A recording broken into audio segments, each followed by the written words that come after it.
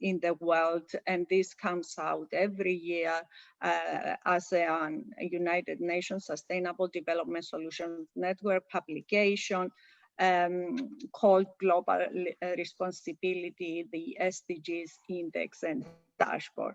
In 2018, the IPCC report, the Intergovernmental Panel on Climate Change,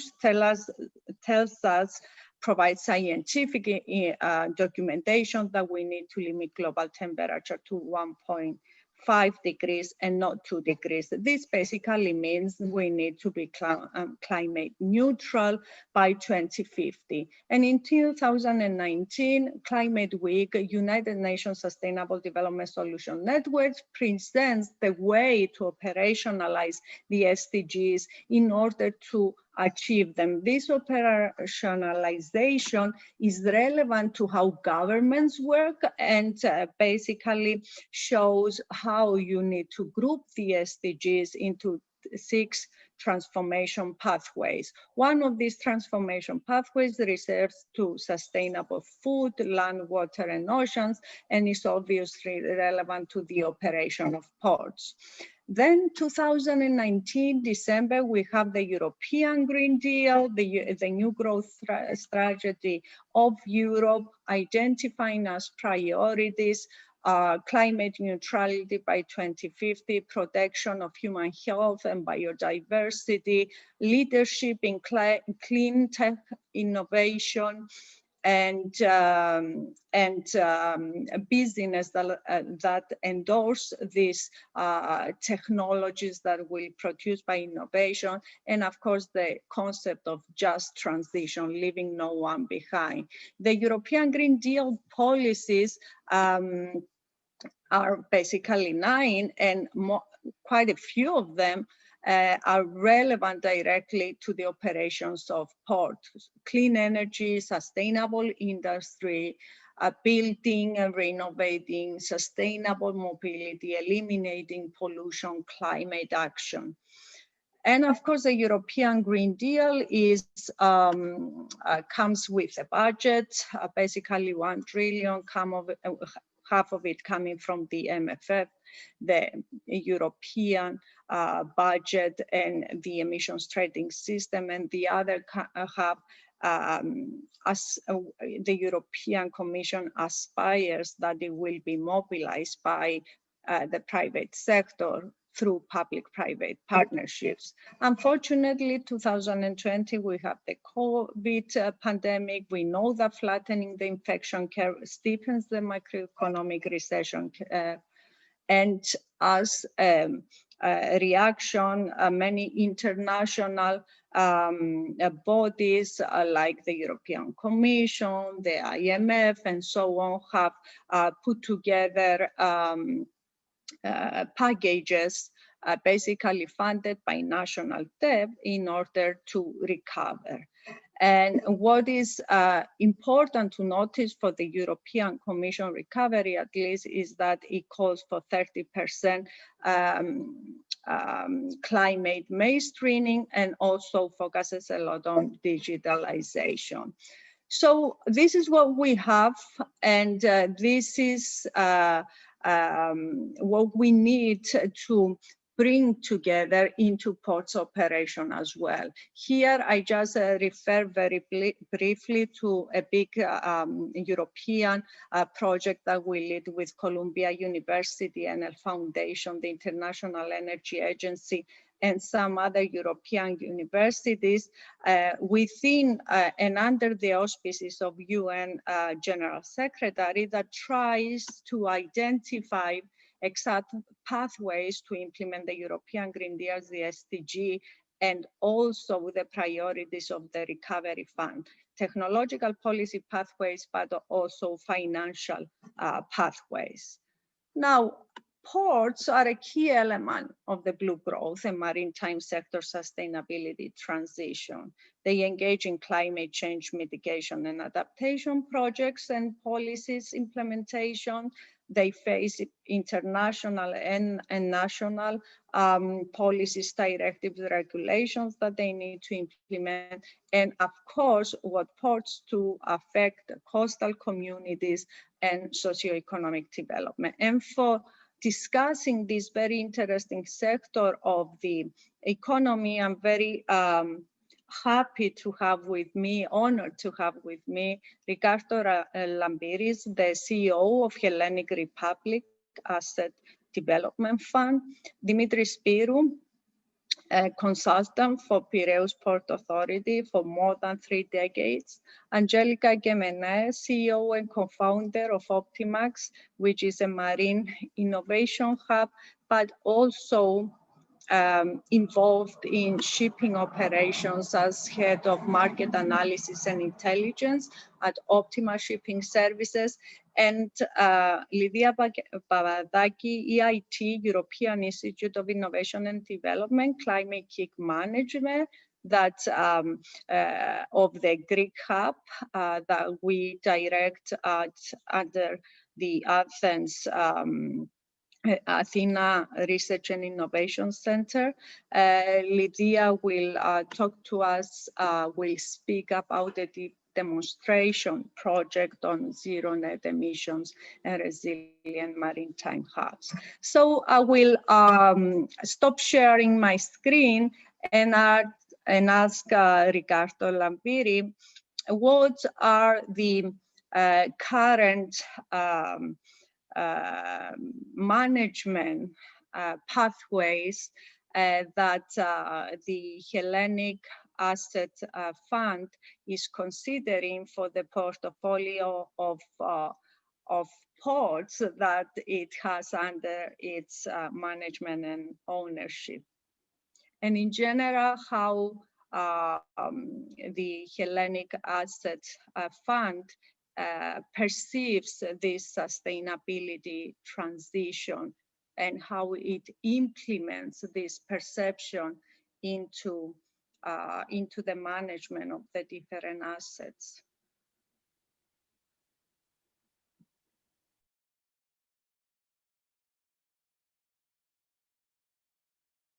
Ricardo, you're muted.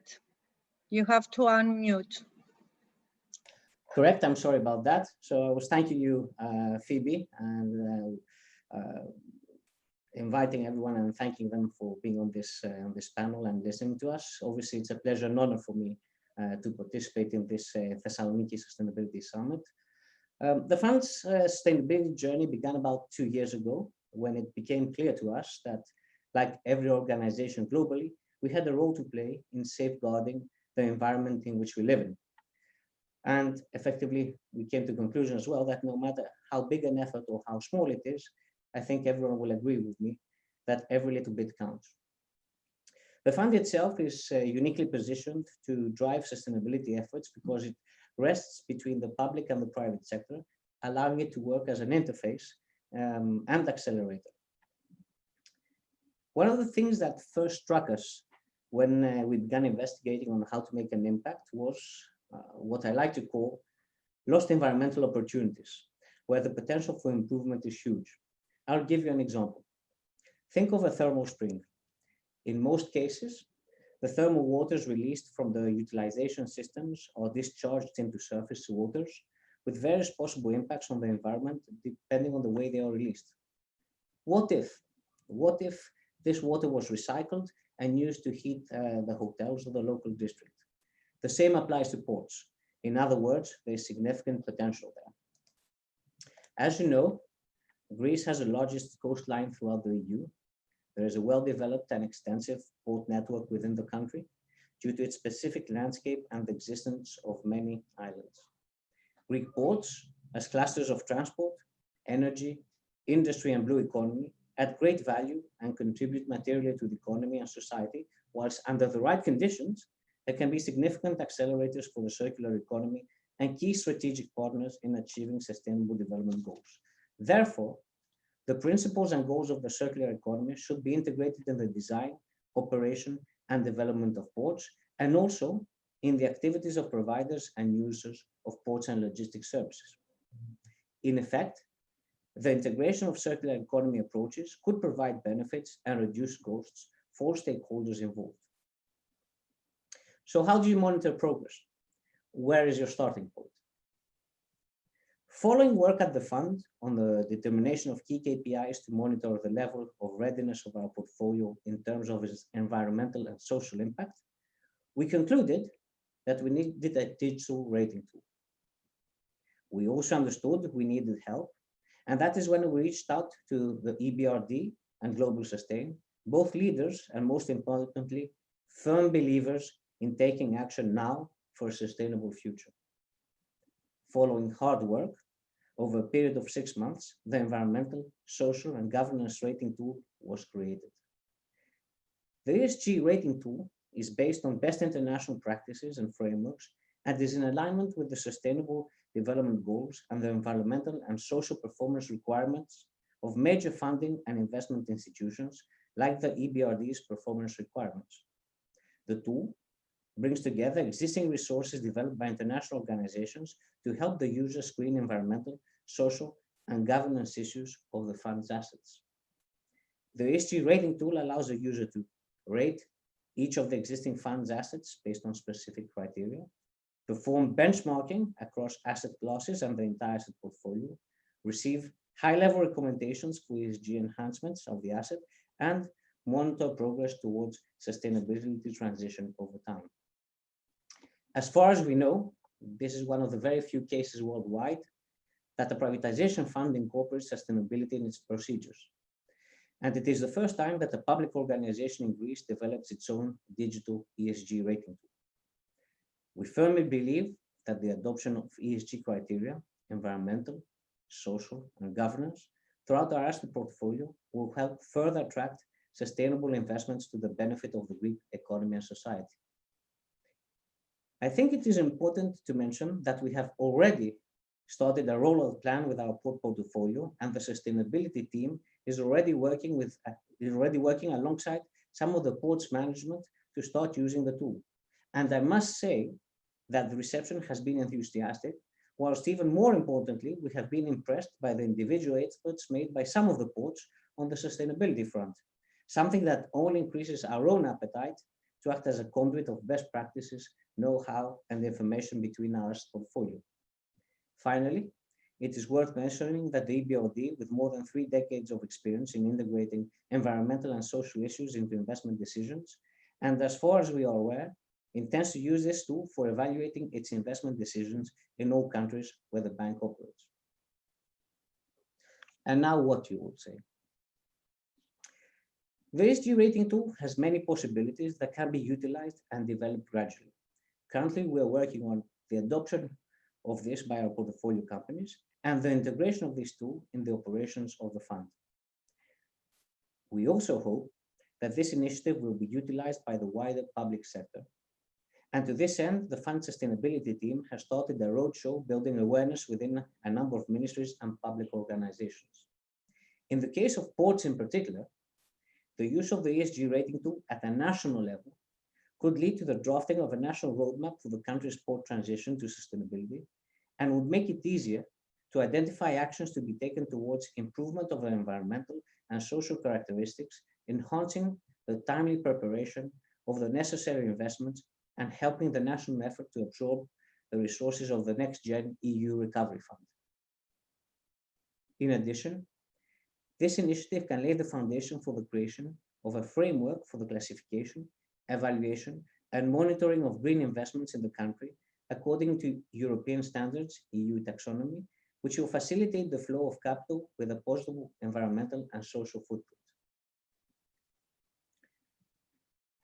What the current pandemic has shown, in the starkest way possible, is that we need to build a different economy focused on creating sustainable and inclusive societies that are more resilient in the face of pandemics, climate change, and the many other global challenges we face.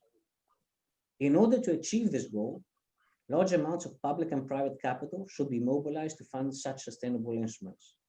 It therefore requires a radical redesign of the financial system and the adoption of ESG indicators that will evaluate the financing of green and responsible investments.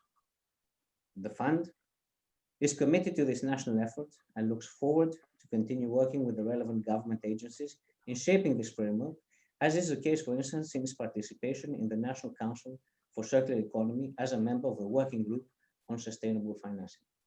I thank you all very much.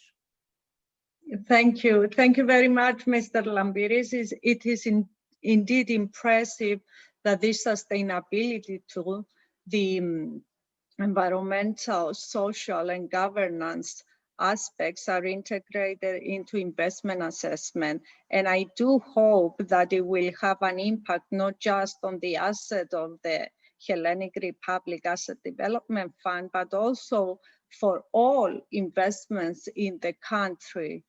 So I need to congratulate you for developing that, and indeed very few asset development funds have such a tool. We will come back to the possible use and impact of this tool, but now I would like to add Angela Gemene in our discussions. Angelica is the co-founder and CEO of Optimax, a maritime innovation hub, an initiative that I find extremely interesting, and I hope it will be influential and have an impact on the Greek, but also regional sustainability of ports and shipping. Angelica, do you want to present what your plans are, what you do, what services do you offer towards the sustainability transition? Yes, Phoebe, and thank you very much. I will start sharing my screen just in a while. Okay. I will discuss a little bit about the Maritime Innovation Hub, and then I will show some solutions provided by our partners for port operations. So hello everyone. It's a pleasure to participate in this panel orchestrated by Professor Phoebe Koundouri, and having the joy of sharing a bit of what we do with you over innovation and sustainability in commercial shipping, as well as in port operations. First of all, let me introduce ourselves to you. I represent Optima-X, the Maritime Innovation Hub, launched back in 2018 with the valuable assistance of Optima Shipping Services, the international one-stop shop provider of shipping services. Optima-X, created to build a new maritime DNA from the inside. We host the ENSO-XL Maritime Accelerator that is actually now has its application process open until the end of October, and we are currently recruiting. We have partnered with the broad maritime industry, research institutes, universities, capital providers, and public institutions globally to form synergies. Those synergies have been created to catalyze innovation, incubate and accelerate new ideas, decrease carbon footprints in ports and at sea, and drive productivity improvements. We are cross-collaborating globally to achieve our mission, building upon open communication channels and trust building. As the first maritime innovation hub in Greece, we have adopted and we work over a model of growth similar to the Singapore maritime innovation ecosystem. As you can better see from the chart presented on your screens, we have the traditional maritime industry that represents the demand driver, and in there we can find the port cluster, the shipping cluster, and other maritime service providers. Then we have the solution developers, the supply. In there we can find the R&D community, tech developers, and the broad startup community that includes startup accelerators and venture capitalists. Then, having this ecosystem, Optima X supplies and support an enabling environment through collaboration platforms, matchmaking events, and funding. Our founding team is myself and Mr. Dimitris Koukas, who is the chairman and CEO of Optima Shipping Services. And we have also partnered with 100 mentors as our tech enabler. At the moment, we have no competition in Greece, and just because in innovation and in sustainability, collaboration is key, we have partnered with different stakeholders in France, Israel, Sweden, and Cyprus to strengthen our presence in Europe as well as in the mid-region. Adding to the above, we have launched during the global pandemic the 5 Pillars Strong Initiative, which is a global cross-collaboration platform that its aim is to build a roadmap strategy for successful collaboration of maritime clusters and create a supercluster built upon innovative and sustainable solutions that will make our industry move forward.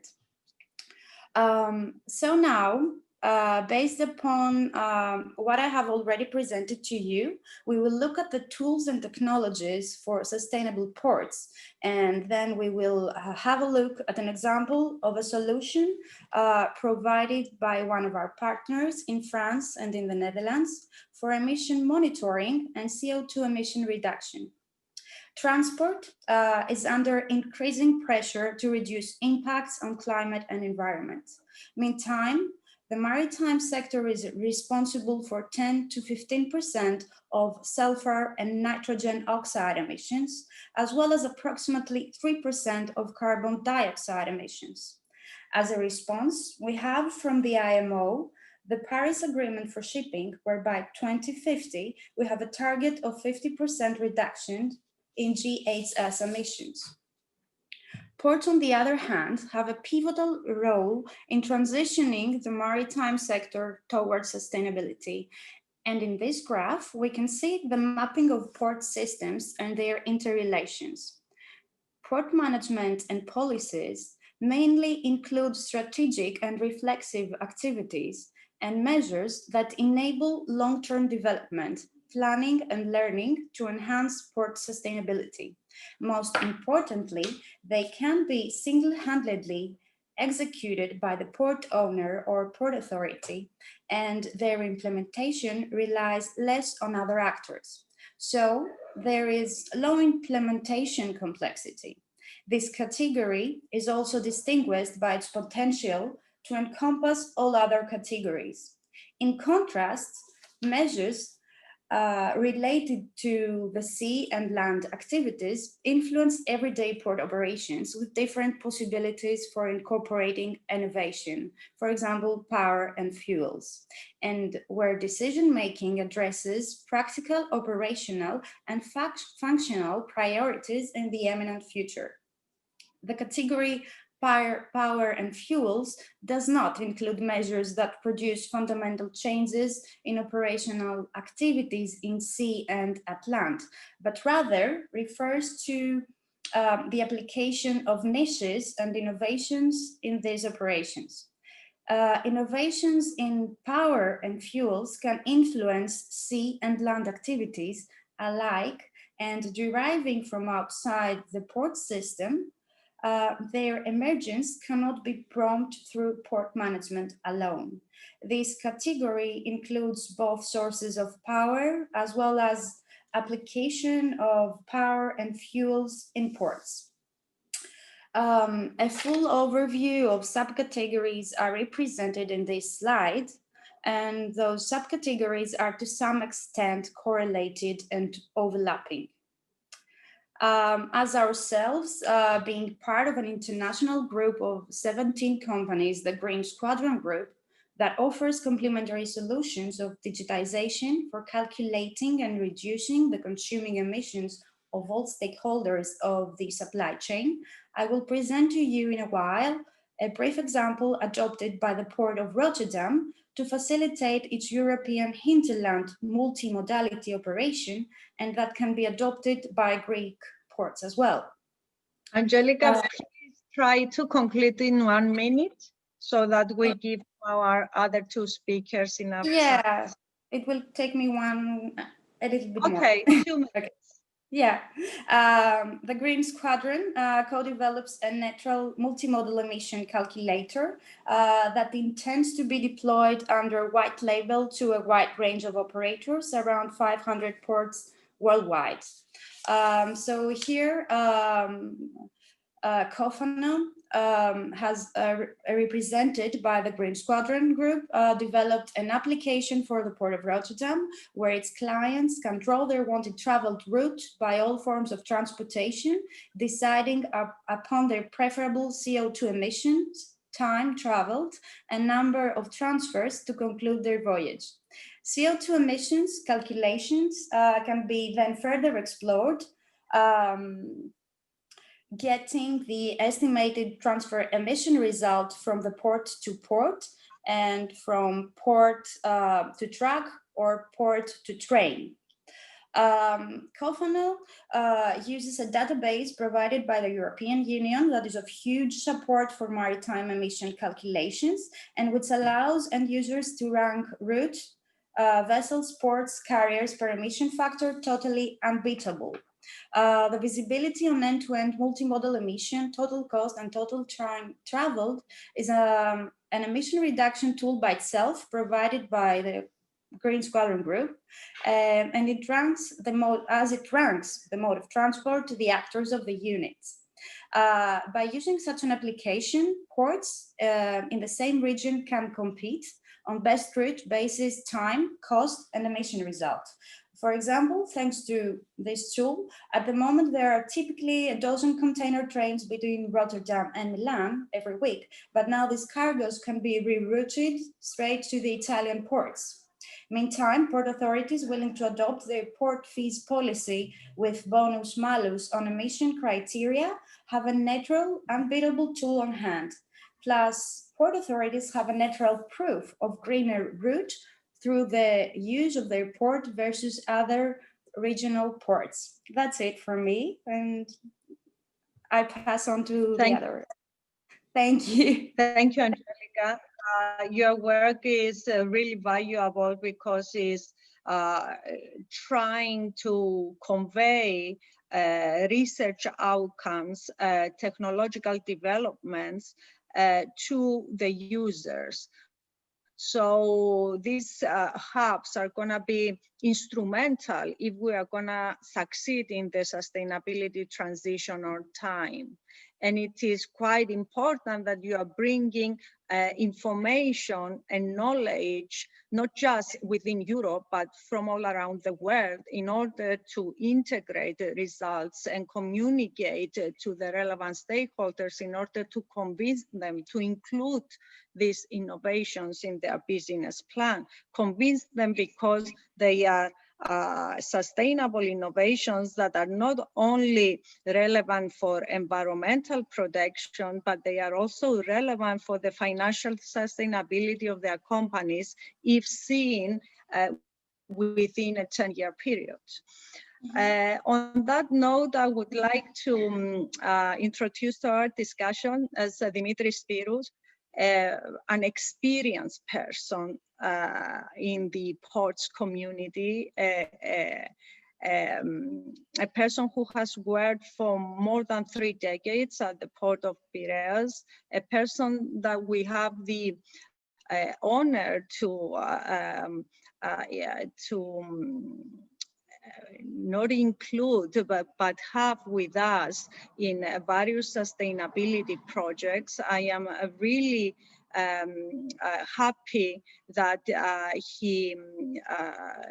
people like him who know the ports very well are interested in this sustainability transition and are involved in the huge efforts in trying to implement this sustainability transition. Mr. Spyrou, do you want to give us a glimpse of what you are doing at the ports of Piraeus with regards to sustainability?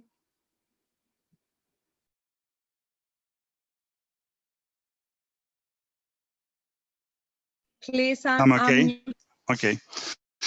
Thank you very much, the organizers and you, and mainly you, Phoebe, for the invitation and also for the good words for myself.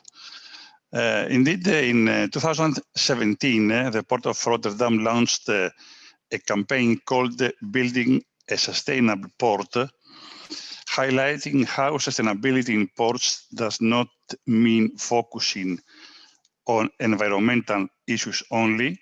Rather, it should aim at making the port safe, healthy, and attractive.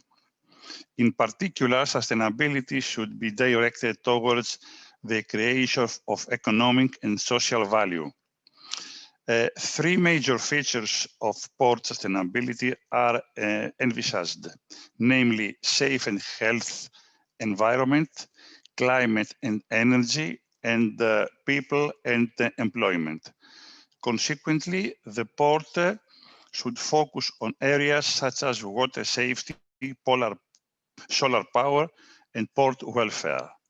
Based on the above analysis, the Port of Piraeus realized a focus group with the aim to discuss the concept of sustainable port at national and international level, independence to the priorities of PPA, as they are set in the framework of the European Project Super, which is a co-financed Interreg Adrian program. The stakeholders of the focus group attempted to form a definition of sustainable port, which shows clearly the parameters of their needs. That was that the ports are the main pillars of supply chain. Therefore, they should apply the principles of sustainable development with particular emphasis on environmental protection, which is now directly linked to the economic viability and growth of each activity. Finally, the introduction of the concept of a sustainable port is not only the protection of the environment, but also the adoption of the concept of achieving better working conditions in the complexity of port operations. It provides a clear definition of responsibilities and training of internal staff who will work in more environmental friendly area and with more environmental friendly equipment.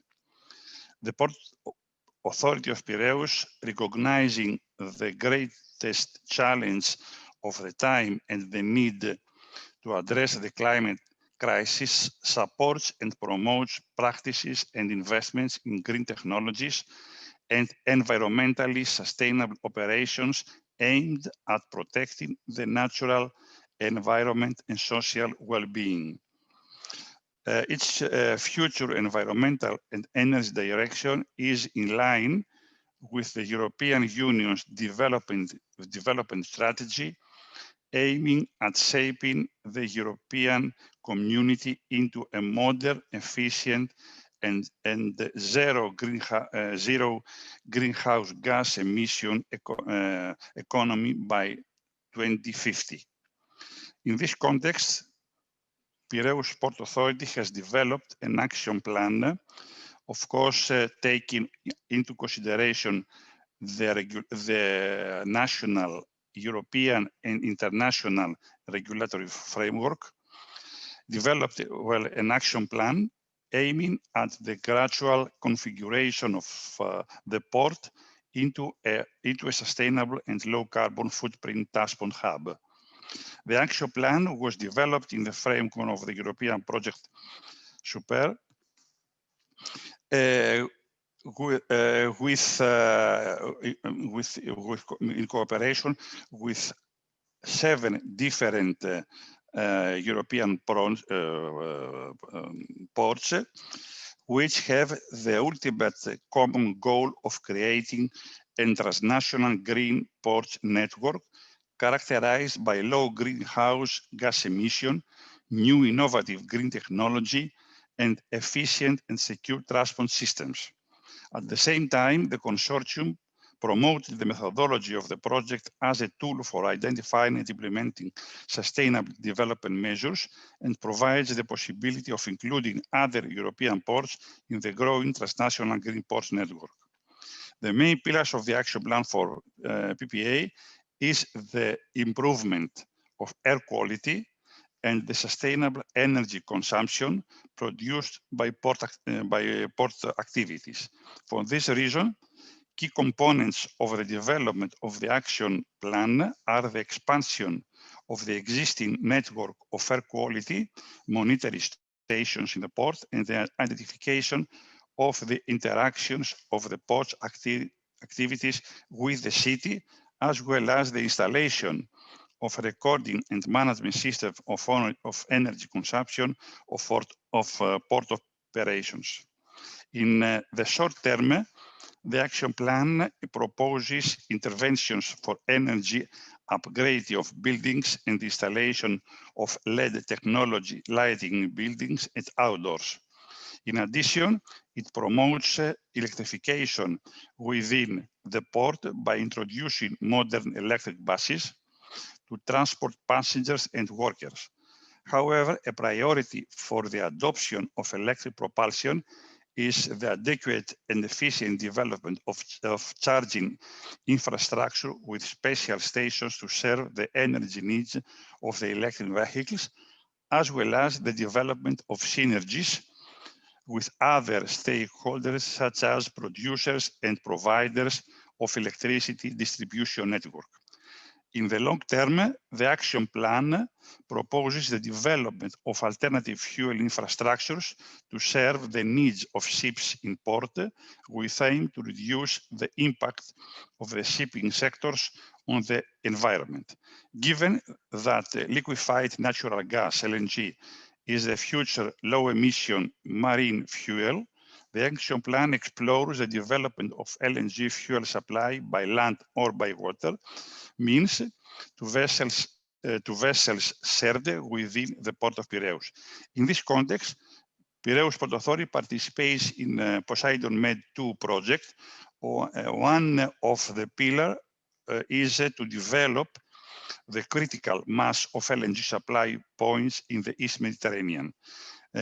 This will be achieved by establishing all necessary infrastructure in the area, starting the LNG import terminal of Revithousa, the port of Piraeus, and at core ports of Greece, Cyprus, and Venice in Italy. An addendum of the master plan of the port for the port of Piraeus, addressing the areas where ship-to-ship and truck-to-ship LNG bunkering operations are going to take place, has received approval with the aim to provide the necessary LNG storage facilities with a view to the future supply of ships. This action takes into account economic and commercial considerations, the strategy role of the port's location, existing and future services it provides, as well as environmental and social issues. At the same time, the action plan examines the installations of cold ironing infrastructure to electrify the moored ships and meet their energy need during the stay in the port, a measure that is expected to reduce the carbon footprint of the indirect port activities. In this PPA participates in an action which is named EALING, European Flagship Action for Cold Ironing in the 10T Maritime Ports, which comprises of important steps for the deployment of the necessary electrification infrastructure in a number of trans-European network maritime ports. Of course, Piraeus port is included, across Europe, Mediterranean Sea, and Black Sea, that will facilitate cold ironing and electric bunkering procedures. One of EALING's main objectives is the development of an open and competitive European regulatory framework for the establishment of electricity as a marine fuel in an efficient way, at least to the standards of the competitive fossil fuels.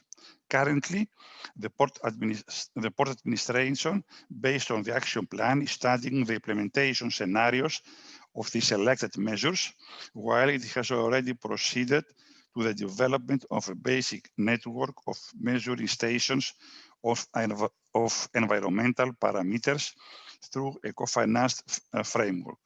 Towards this direction, PPA participates also in the Green Seaport project supported by the Connecting Europe Facility Program of EU and Pixel project funded by Horizon 2020, which aims to create two platforms for measuring the port's environmental performance. Through the use of sensors and artificial intelligence technology, the platforms will process large volumes of data, allowing monitoring of environmental pollution caused by port facilities and ships in the urban environment, as well as informing authorities and citizens about the environmental impacts caused by port services.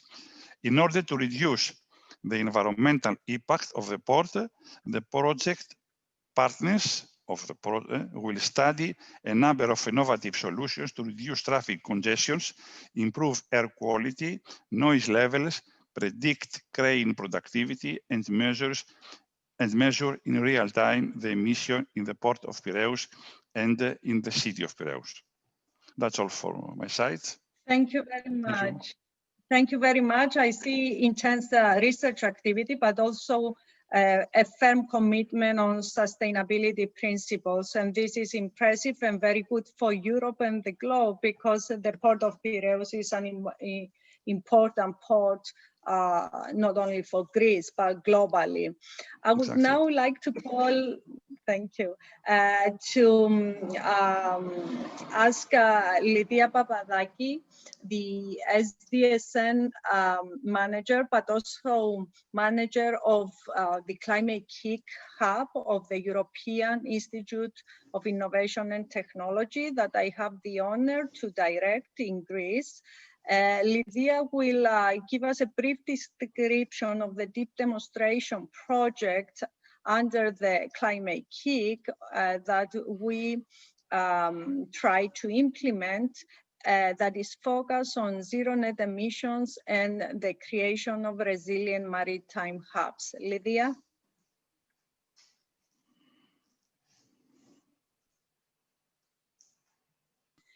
Lydia, please unmute yourself, and you have 8 minutes to present this. Thank you. Thank you a lot, Professor Koundouri. Here, I will present you the deep demonstration project. Is one of our Climate Kick projects going on. And there you go. I hope you can see my screen. So first things first, what is Climate Kick? Climate Kick is a knowledge innovation community under the which is under the European Union, and it aims in a circular zero economy whole system transformation. So in Greece, Climate Kick is composed of 4 main partners and 3 associate partners. The 4th partners is Athena Research Center, Academy of Athens, Unifund, ERFC, and is supported by SDSN Greece, ELVE, and Unis Energy Group. At this moment, the director of the Climate Kick Hub Greece is Professor Phoebe Koundouri, and the research institute behind is Athena Research Center.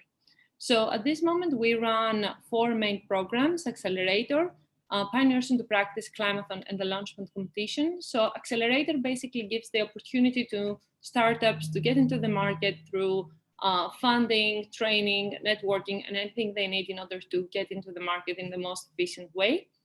Pioneers into Practice targets mainly professionals. It's a professional mobility program giving the opportunity to people working on sustainability to travel abroad and get some experience through their hosting institution on the sustainability challenges of our times. While Climathon gives the opportunity to citizens to get more engaged with the main challenges of their cities through a 24-hour ideathon taking place in the mid of November every year.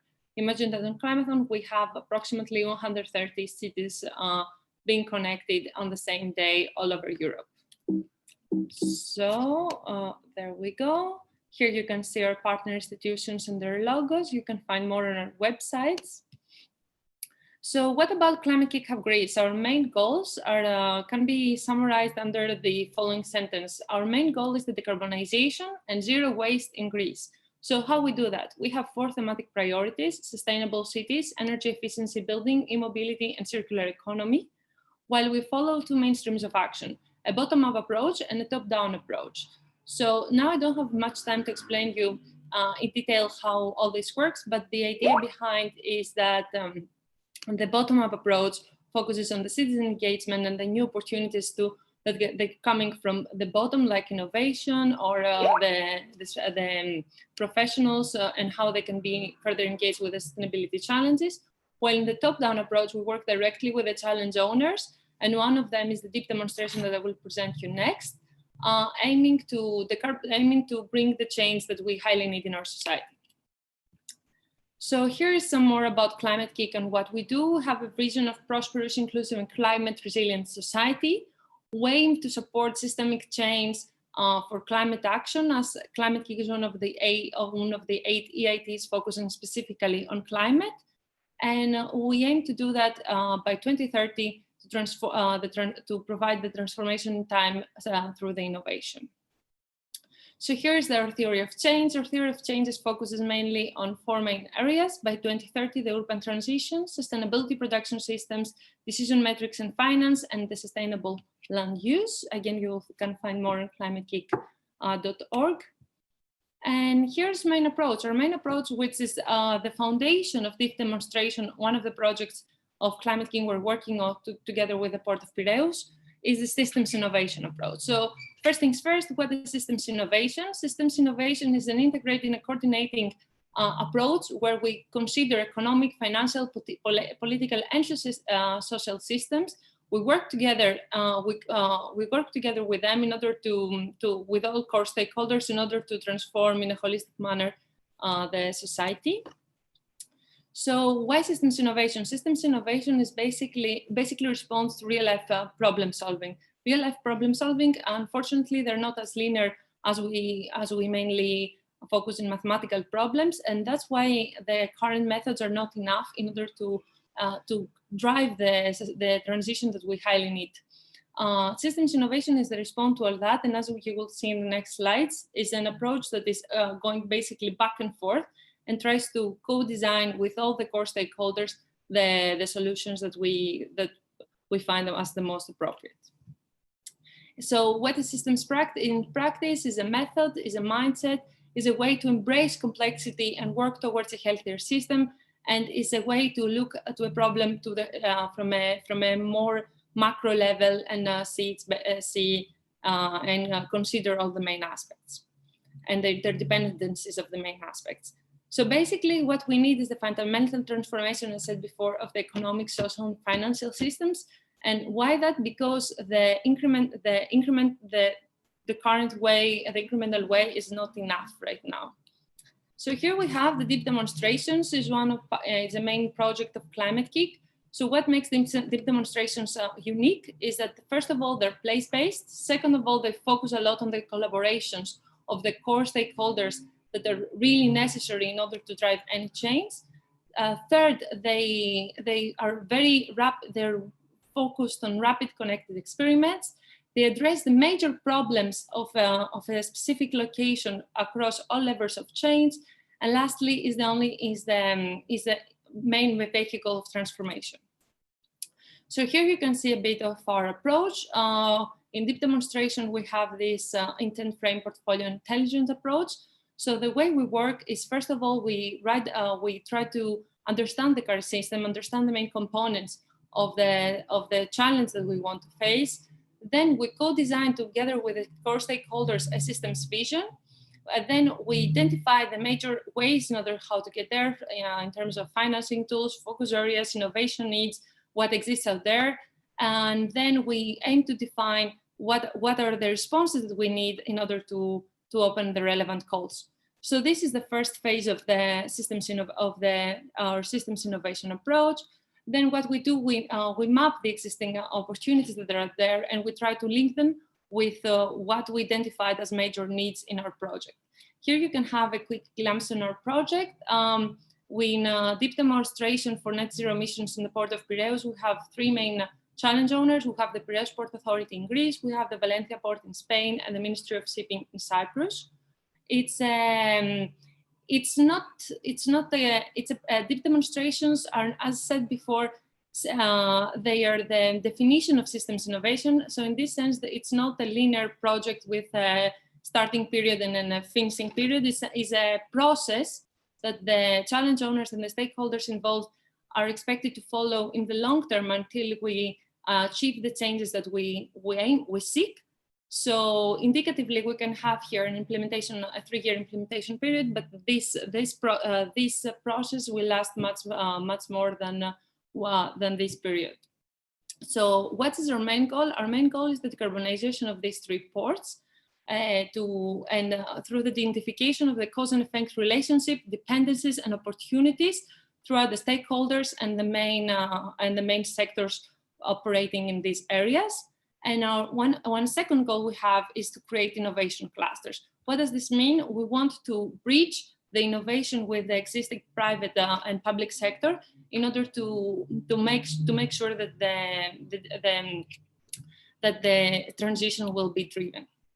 So here you can see a quick idea of how we work. The first thing we needed to do in this project is to map all the stakeholders in order to be able to make sure that we attract the most relevant and the most important stakeholders on the table, and then drive it and then map a strategy on how we will attract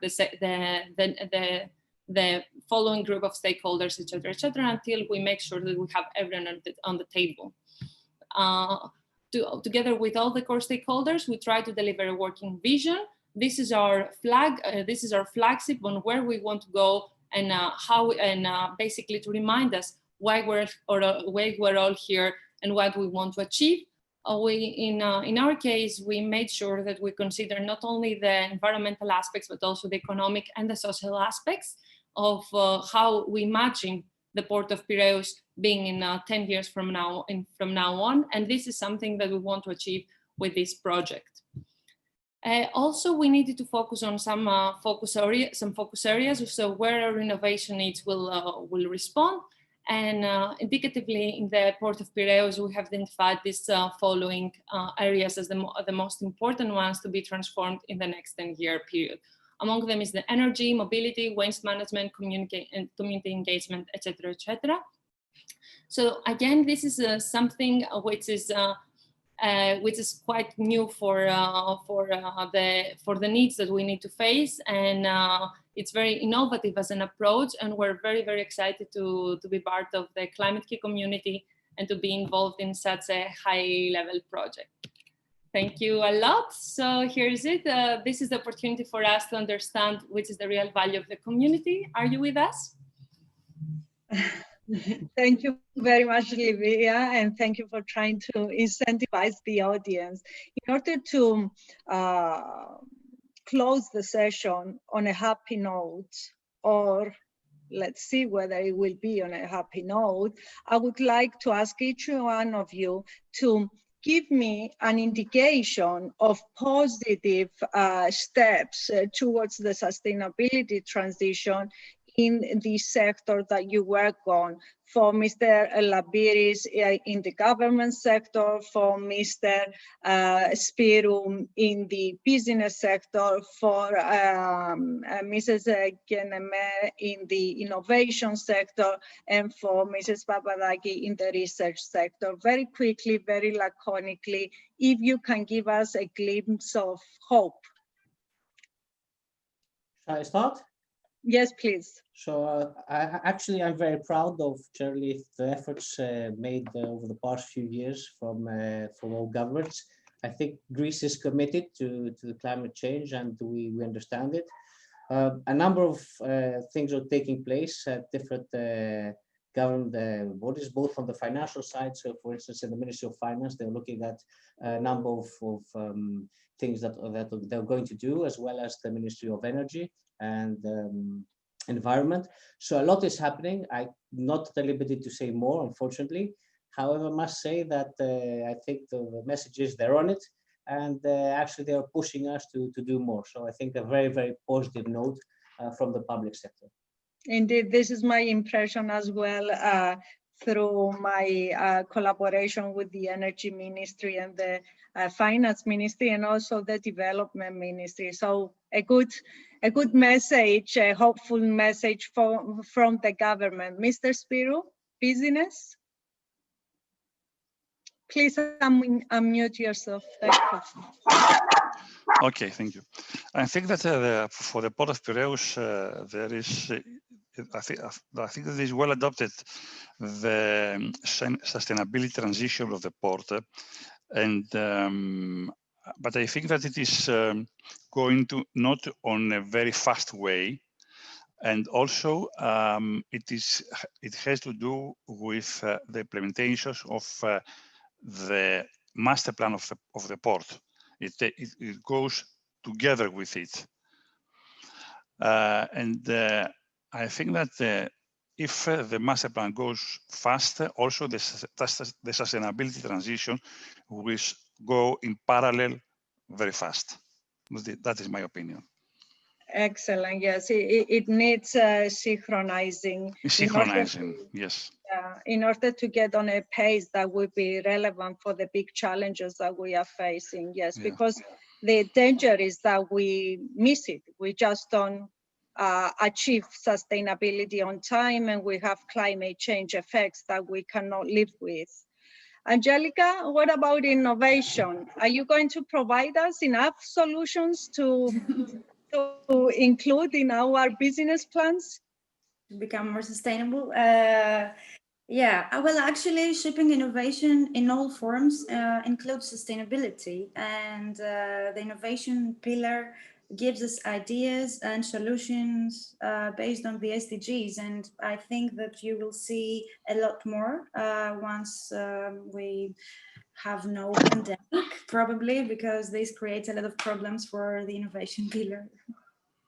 So. Exactly, and I hope that the innovation community will come even closer to the research community. What are the messages from the research community, Lydia? Hello, for us it's a big pleasure to see the research being applied into the real market. So basically to share all the findings that we have from the research community with the business, the public, and the innovation sector, and bridging all of these different ideas in order to actually see things happen. Excellent. I would like to close this session by thanking this incredible panel, but also refer to a roundtable for sustainable shipping that UNSDSN is putting together in order to achieve globally this transition of shipping ports and the coastal communities. And also referred to a global initiative, one other global initiative under UNSDSN, again, on sustainable blue growth in the 4 seas, the Mediterranean Sea, the Black Sea, the Caspian Sea, and the Aral Sea. This initiative, for this initiative, we work together with UNSDSN Black Sea, which is basically the main organizer of this session.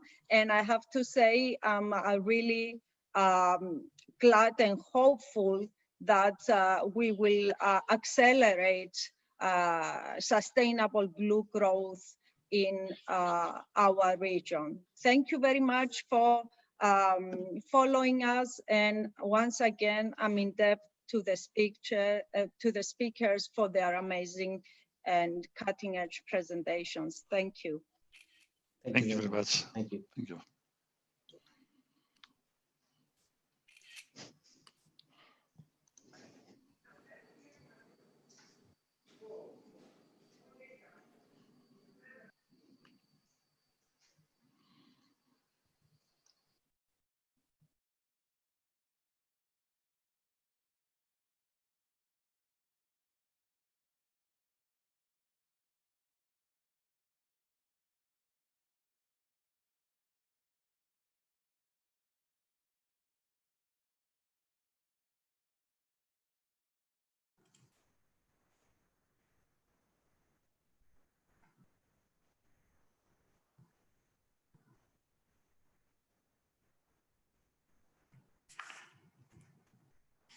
So I think maybe we can move on to the next session, or I don't know if Mr. Theodosiou, you're going to introduce this session, or should we start immediately?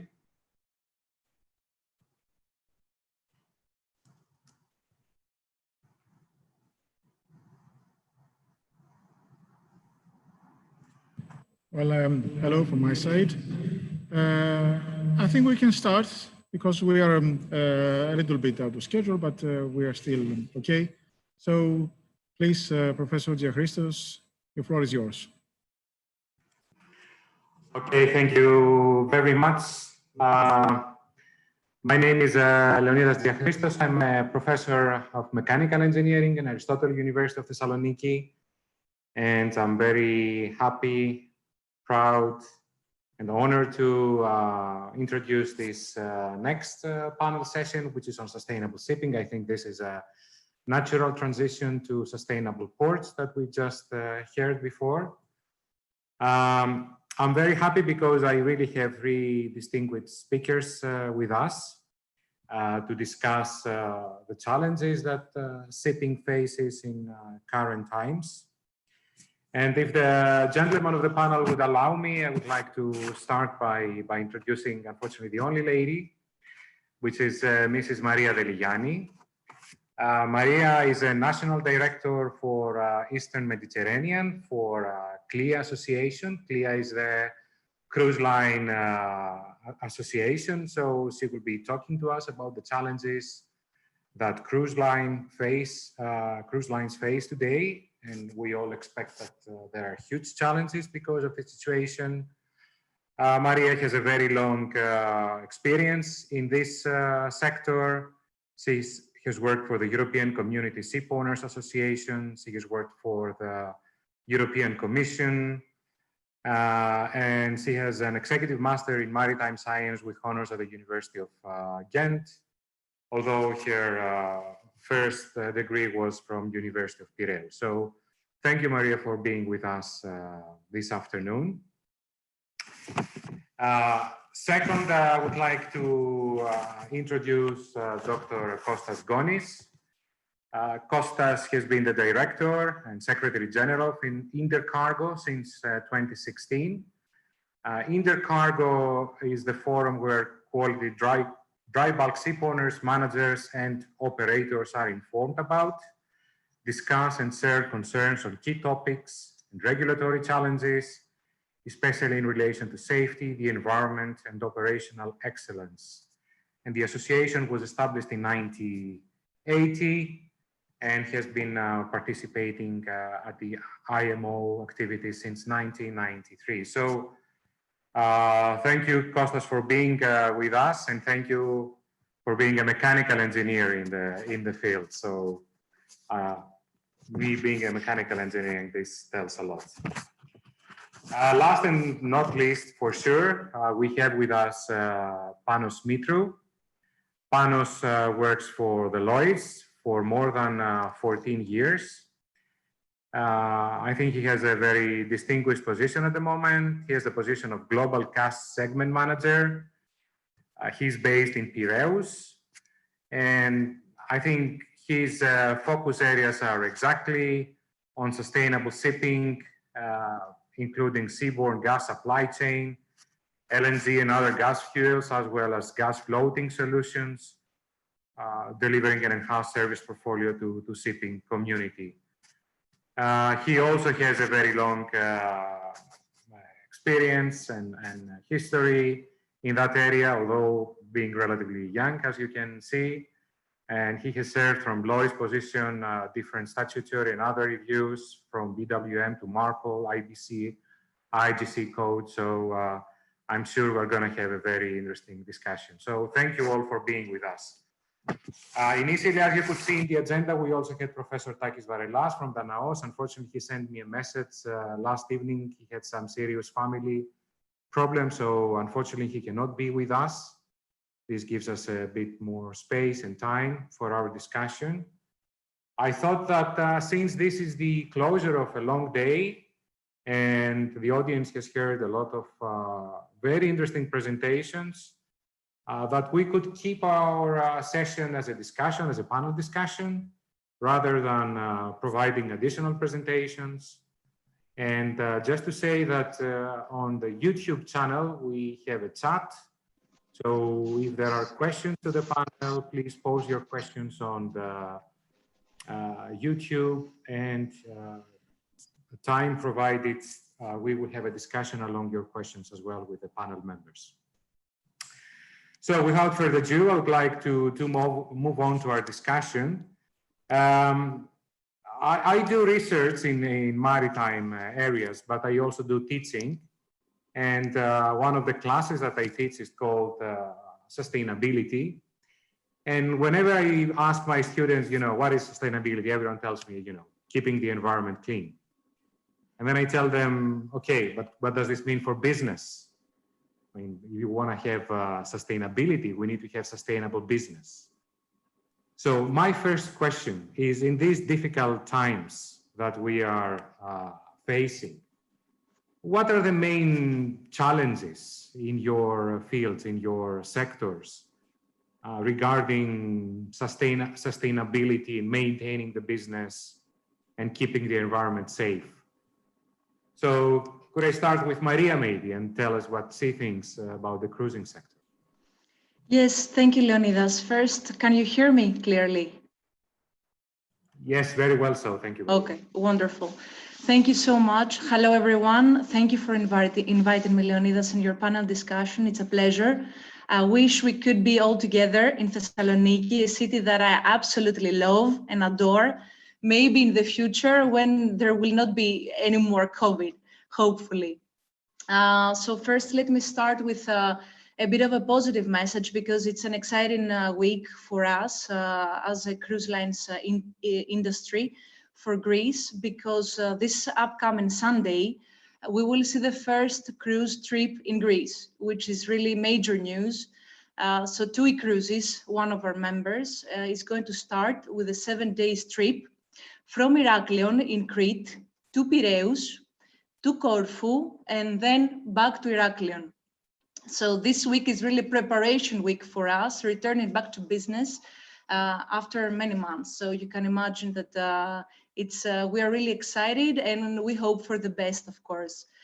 Now about the challenges. I would say that as an industry, we had different challenges before COVID, different challenges during COVID, and different challenges after COVID.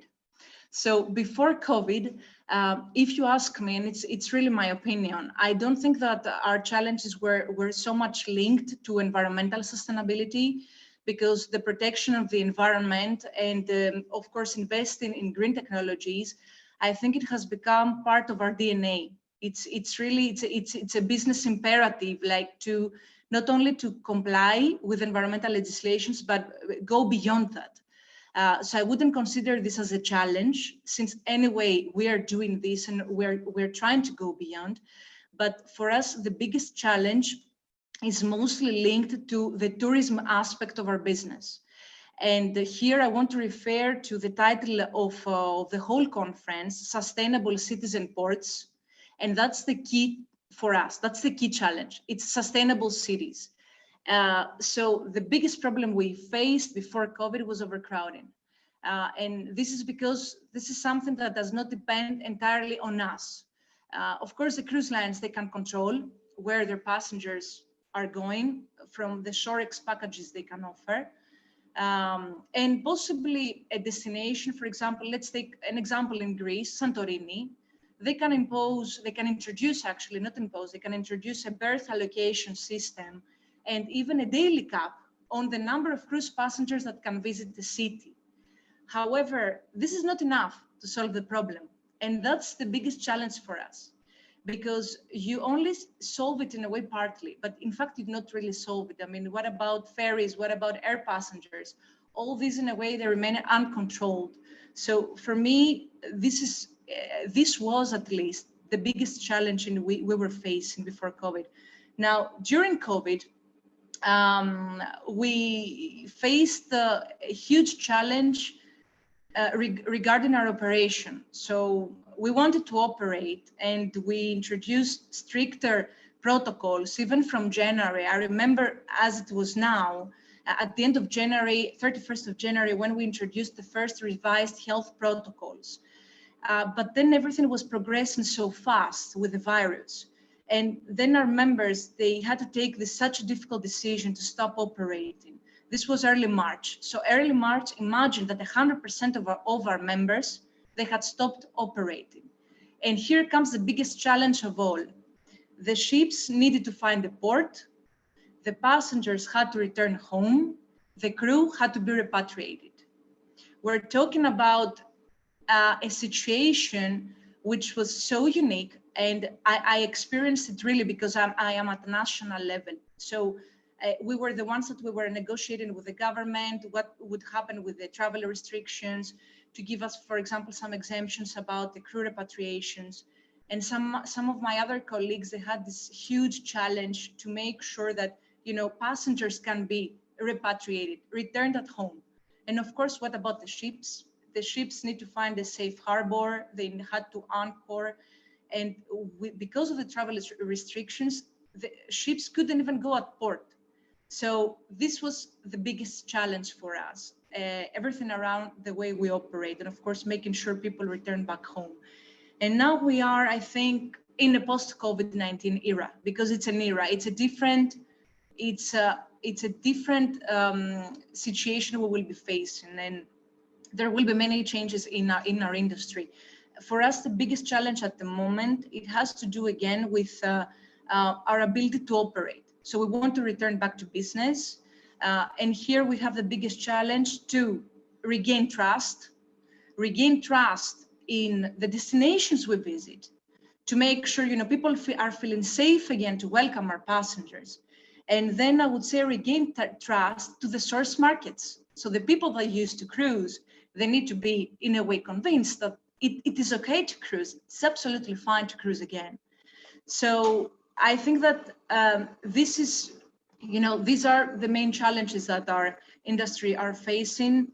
And of course, we can elaborate further about environmental sustainability. It's just that because of what we're experiencing right now, I think that, you know, the challenges we're facing, they're really, you know, to the bottom of it. It's about our operation. So it's operational matters. Thank you, Maria. You started with a positive note, but yes, existence problem in the end. So exactly. Yeah, let's hope that things will improve for you. I think on the other end of maritime operations, we have dry bulk actually carried. So I would like to ask Kostas also to give us his perception of you know, the current challenges that your industry faces, Kostas. Old friend Leonidas, dear co-panelists and distinguished audience, good afternoon, good evening from rather cloudy London. It's a pleasure and honor for me also to participate in this discussion. Maria made reference to the current challenges related to COVID, which are of course impacting our sector as well. In our sector, we are transporting cargoes, but unfortunately, after so many months, and untold to the wider public, humanitarian crisis is ongoing concerning the crew, the seafarers, which are trapped aboard all types of ships, including dry bulk ships. An estimated 200 up to 300,000 seafarers are trapped aboard ships, and an equal number is awaiting ashore, impacting financially this very sensitive employee group.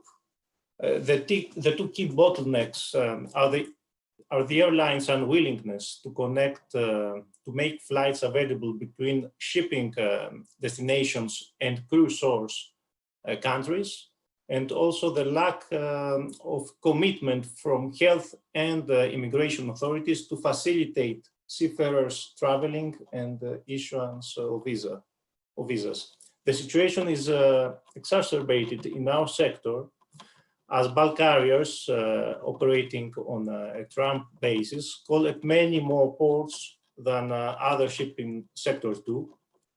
And this is piling added strain on an already fatigued workforce. This compromises the safety of crew, cargoes, and ships.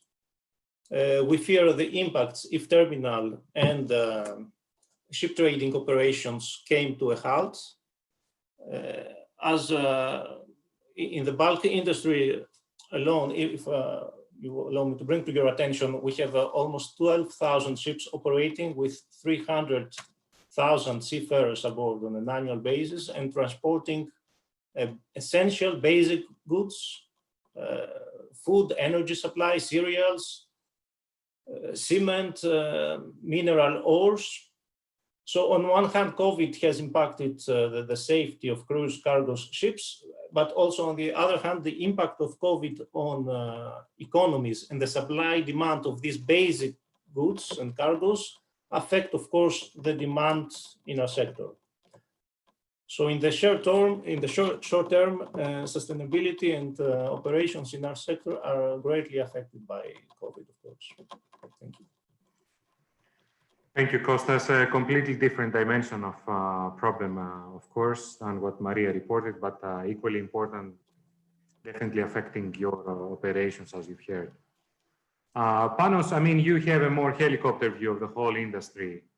What are the messages that you're receiving currently in terms of sustainability of the operations of the different sectors? Where do you think this situation is going, and how much this also affects your operation and business? In fact, you can just unmute your microphone, please. Thank you, Leonidas, and thanks for the invitation and the chance to have this quite interesting discussion with fellow panelists. You're right, as far as the helicopter view is concerned. Our problem is that we need to remain impartial and fair on what we say, and the sense and the feeling we get is that we are really serious about sustainability. I mean, the stakeholders, the regulators are very serious on this matter. On the other hand, we witness what is really going on in numerous sectors of shipping. We have also been heavily affected and impacted by the fact, for example, that a quite vast share of our business comes from the cruise industry, and of course the dry sector as well. So we see that in general, it's not easy to talk about sustainable pathways today. And I think we should be realistic in saying that we need to leave that COVID disruption behind. We need to continue on considering what the options ahead of us are, but we shouldn't be pushing too much a sector that has consistently been the more sustainable sector in transportation on the planet. So the feeling is that there will be a transition, a huge transition ahead of us. And of course, we need to invest a lot in terms of effort and money to comply with the targets and the objectives. But on the other side, we need to remain rational as well and think that what this sector is offering the global society and how we can change, make it more sustainable without disrupting and dismantling eventually the sector and the offer, the value that this sector has to the global economy.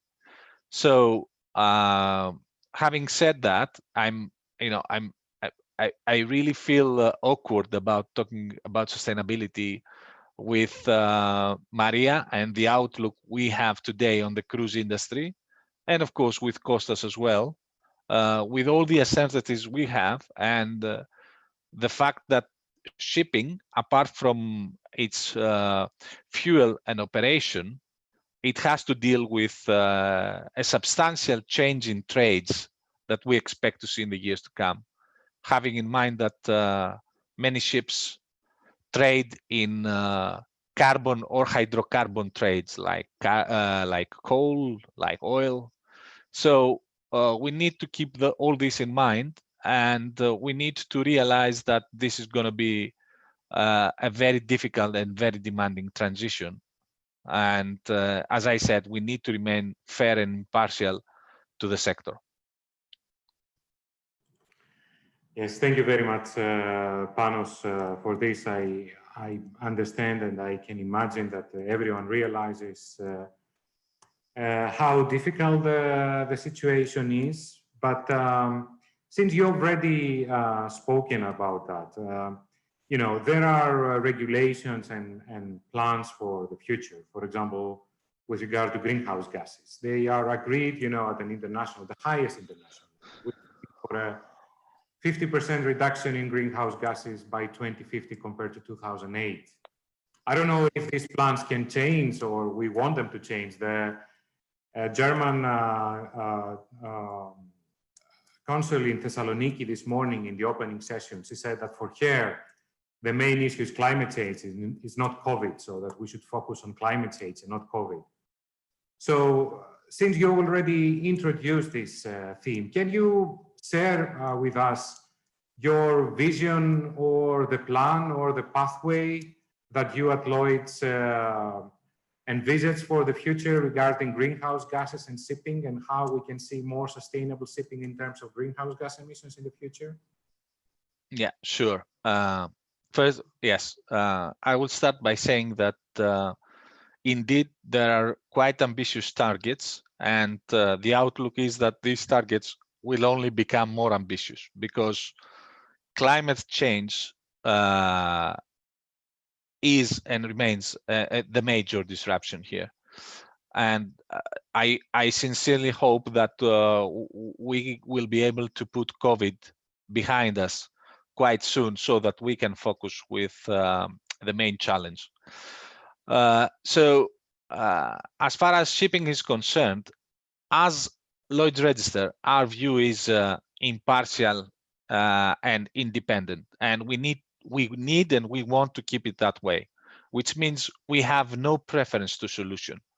Whatever solution can fruit the result in a sustainable, business sustainable way would be the optimal one, or could be the optimal one, or there could be more solutions. I feel, and we feel, it is vital not to have winners and losers here. We need to attain the transition objectives without leaving anyone behind if possible.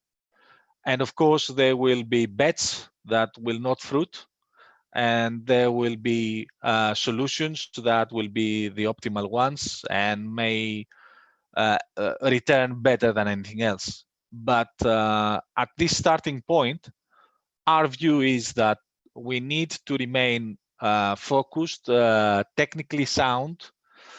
We need to take into account all risks. We need to make sure that climate compliance does not jeopardize safety, and this is where, as classification societies, there is a great role for us to play there. That whatever technology is applied remains sound and safe and will not fruit greater impact in the future. And on the other hand, there is no concrete or standard sustainable pathway. So there is a lot that can change. 30 years of technological progress is impossible to forecast right now. So we need to appreciate the fact that there are a number of conflicting interests here, and the hydrocarbon industry wants to remain at a reasonable level of business, and there is nothing against it if this can be done in a sustainable way. And I feel that there's a lot to see ahead of us. The only experience we had so far is that applying new technology is not that easy, not only from a technical and safety perspective, but also from a regulatory and above all business perspective. So, for example, even though LNG does not appear to be the final solution, or does not appear to be the final solution with the level of technological progress today, or the available technological tools that we have today, LNG has taught us that it is very difficult to apply new technology, and uptake takes time. So one of the key points here is, how do we accelerate and do whatever possible to smoothen the transition, and have at the same time ambitious targets about the new zero carbon fuels and the final sustainable solutions, but also in the meantime do our best to minimize and mitigate the climate risk with existing ships or the ships that will be built tomorrow. And how do we build a pathway where the impact for everyone will be the minimum possible? That I feel that this is the reason the shipping sector is not one to penalize. It is the most efficient in transportation, both economically and from a environmental impact perspective. Otherwise, we wouldn't see more than 90% of the goods being transferred by sea. The feeling is, we shouldn't penalize the sector. We should work with the sector. We should encourage the sector to comply and have a rational transition. We are very, very cautious about saying that. Anything else than a rational transition, I mean, in both safety, economic, financial terms, could have a lot, could unveil a lot of disasters ahead. So that is our view. Thank you, Pano. I think you've really transferred the complexity of the world ahead in terms of greenhouse gas, and I would perfectly agree with you. You know, in equipment that lasts for 50 years, like an average ship, I mean, to introduce new technology is not the easiest thing to do and to make the transition. So, Costa, can you tell us, I mean, in this complicated world, I mean, how do you develop your pathway in the future? What measures do you already take to address the greenhouse challenges that lie ahead for your industry? Thank you, Leonida. First of all, I agree with the framework of reflection that Panos depicted in setting the sustainability challenge, which is the great challenge for shipping ahead of us in the coming decades, in a broader context where we need to consider safety aspects, the business structure of the sector that must maintain its efficiency in serving the world's trade needs. Coming to our sector, while it is arguably one of the most energy efficiency sector within the shipping industry, we need to make further improvements. Of course, we totally support the IMO's roadmap that you summarized in your introduction, with goals for set by the end of this century, by 2050, and before that by 2030, when it comes to greenhouse gas emissions per transport work.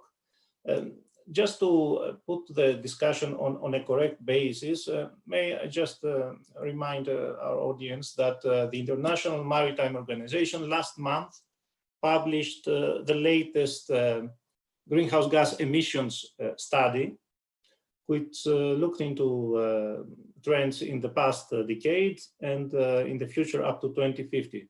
So according to the key outcomes of that study, the international shipping share of CO2 emissions globally has remained stable at around 2%, while we should remind ourselves that we serve, shipping serves over 90% of world's transport, world's trade. Also, the study showed that in the past decade, the carbon intensity of the sector improved on average by around 25%, that emissions were cut down by 10%, while at the same time, the seaborne trade experienced an increase of 40%. All these positive trends were attributed to improvements in ship design, fuel consumption, carbon intensity, speed optimization. Most importantly, looking into the future up to 2050 and on the basis of viable and best estimate socioeconomic scenarios, the estimations of this official IMO study are for a 10% decrease of emissions by international shipping in 2050 compared to reference year 2008. All these figures have as reference year 2008.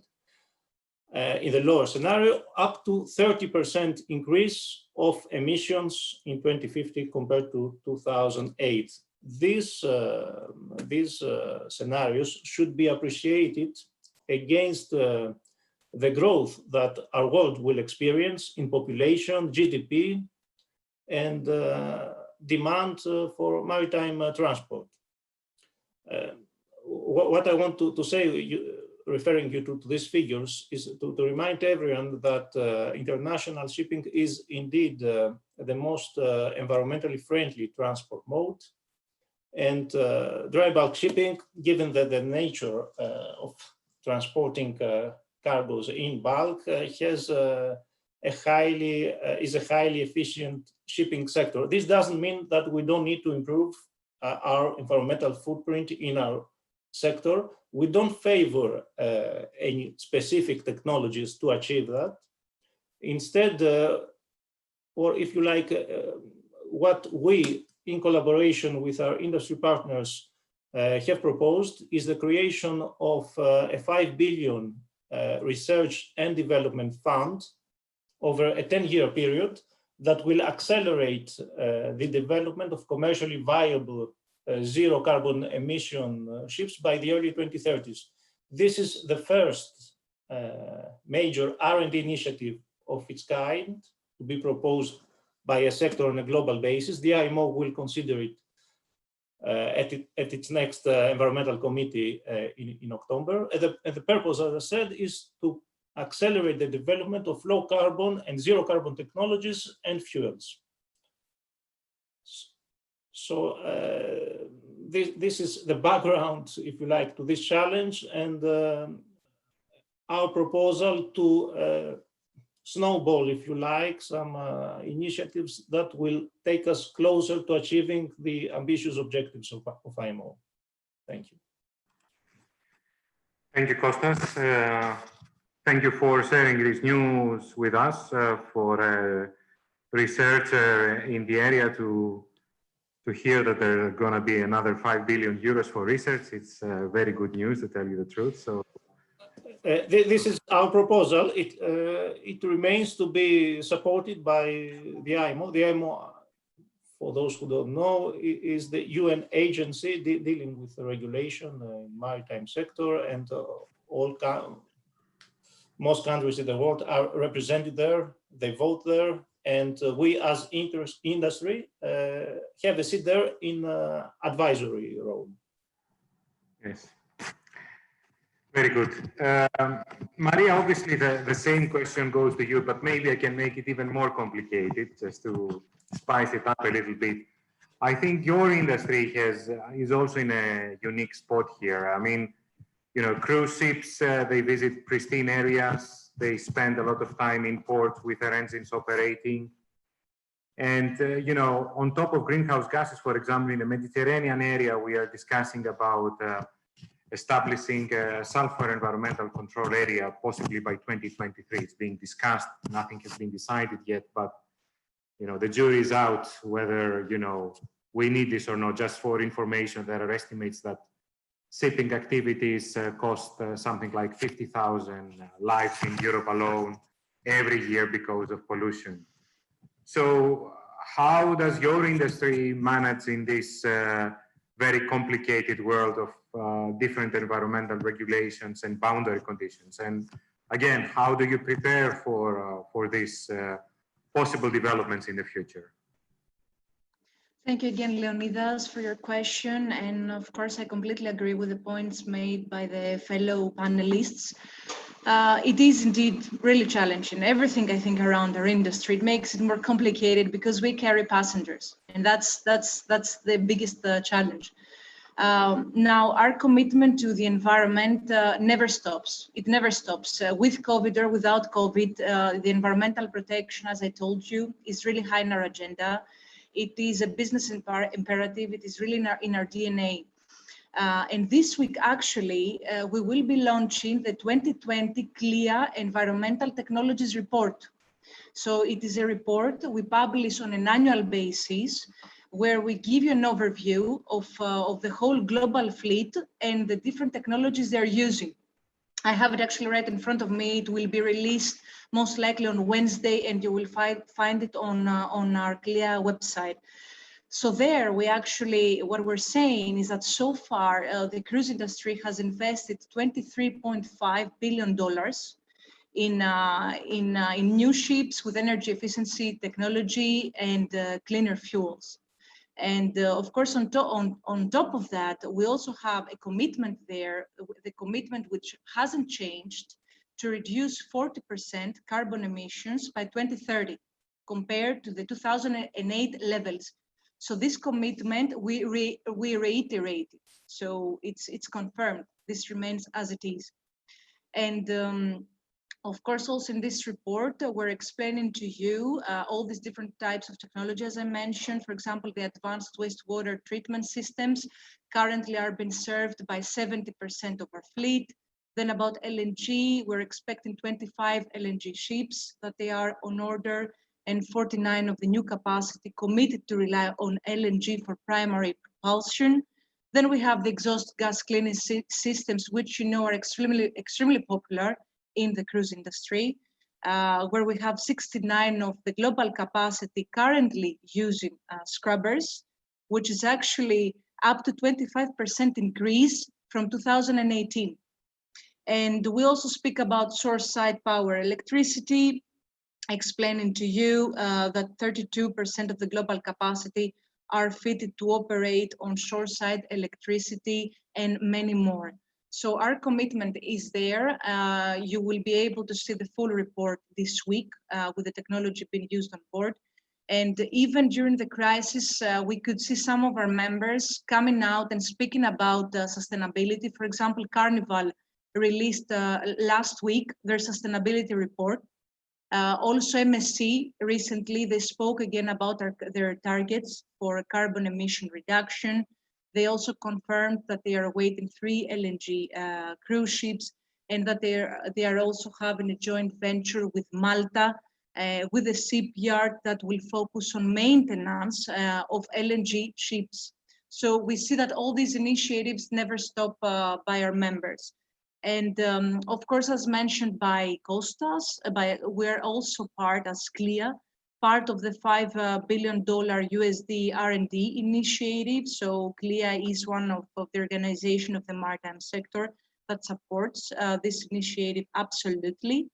And of course, technologies never stop. For example, if your question is about technologies about carbon reduction and energy efficiency, our members are investing in new hull designs, new hull coatings, and air lubrication systems that they reduce drag.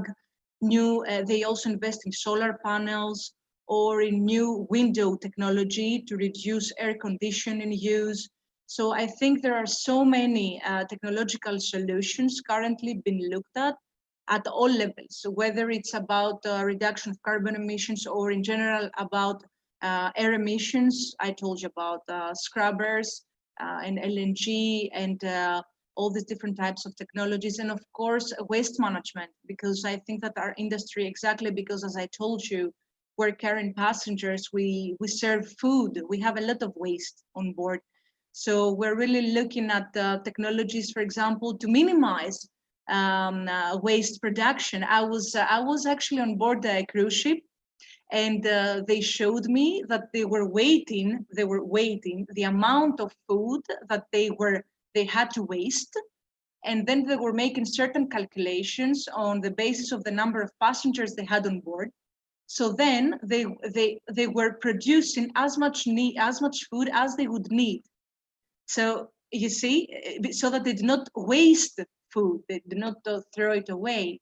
And of course, all the recycling methods, which I think they're really prominent at cruise ships, exactly because we produce a lot of waste. Because, as I mentioned, we carry passengers, so it's normal. So I think that really the cruise lines, they are at the forefront of this discussion, and they're really looking how they can improve and minimize our impact to the environment. And if you have a question, and by the way, about you asked me about the Mediterranean, Ika. I'm sorry I didn't respond. So as an organization, CLIA is supporting the designation of a Mediterranean emission control area. What we have been saying as an organization is, of course, that we have to follow the procedure at IMO level. We need the cost-benefit analysis. Obviously, we need to understand what's the benefit of the society of such a designation. I think it's normal. And then, of course, when it comes to NOx requirements, because when what we're doing with the Tier 3 requirements, for example, we believe that this should apply on new build cruise ships and ships, built on or after the designation of the emission control area. So this is really an official clear position. We have an official clear position on the table. So we're supporting the designation, but of course we need to see first the proper cost-benefit report that should be conducted as in all cases when we have an emission control area to be designated. So if you have any question. Thank you, Maria. I'm eager to see your report next Wednesday, as you said, and I'm sure this Wednesday, most likely this Wednesday. So okay. Hopefully in 2 days' time we will have it released. Excellent. Looking forward to this. Costa, Maria already mentioned a little bit on the Mediterranean SECA. We have other ECAs around the world dealing also with the NOx Tier 3.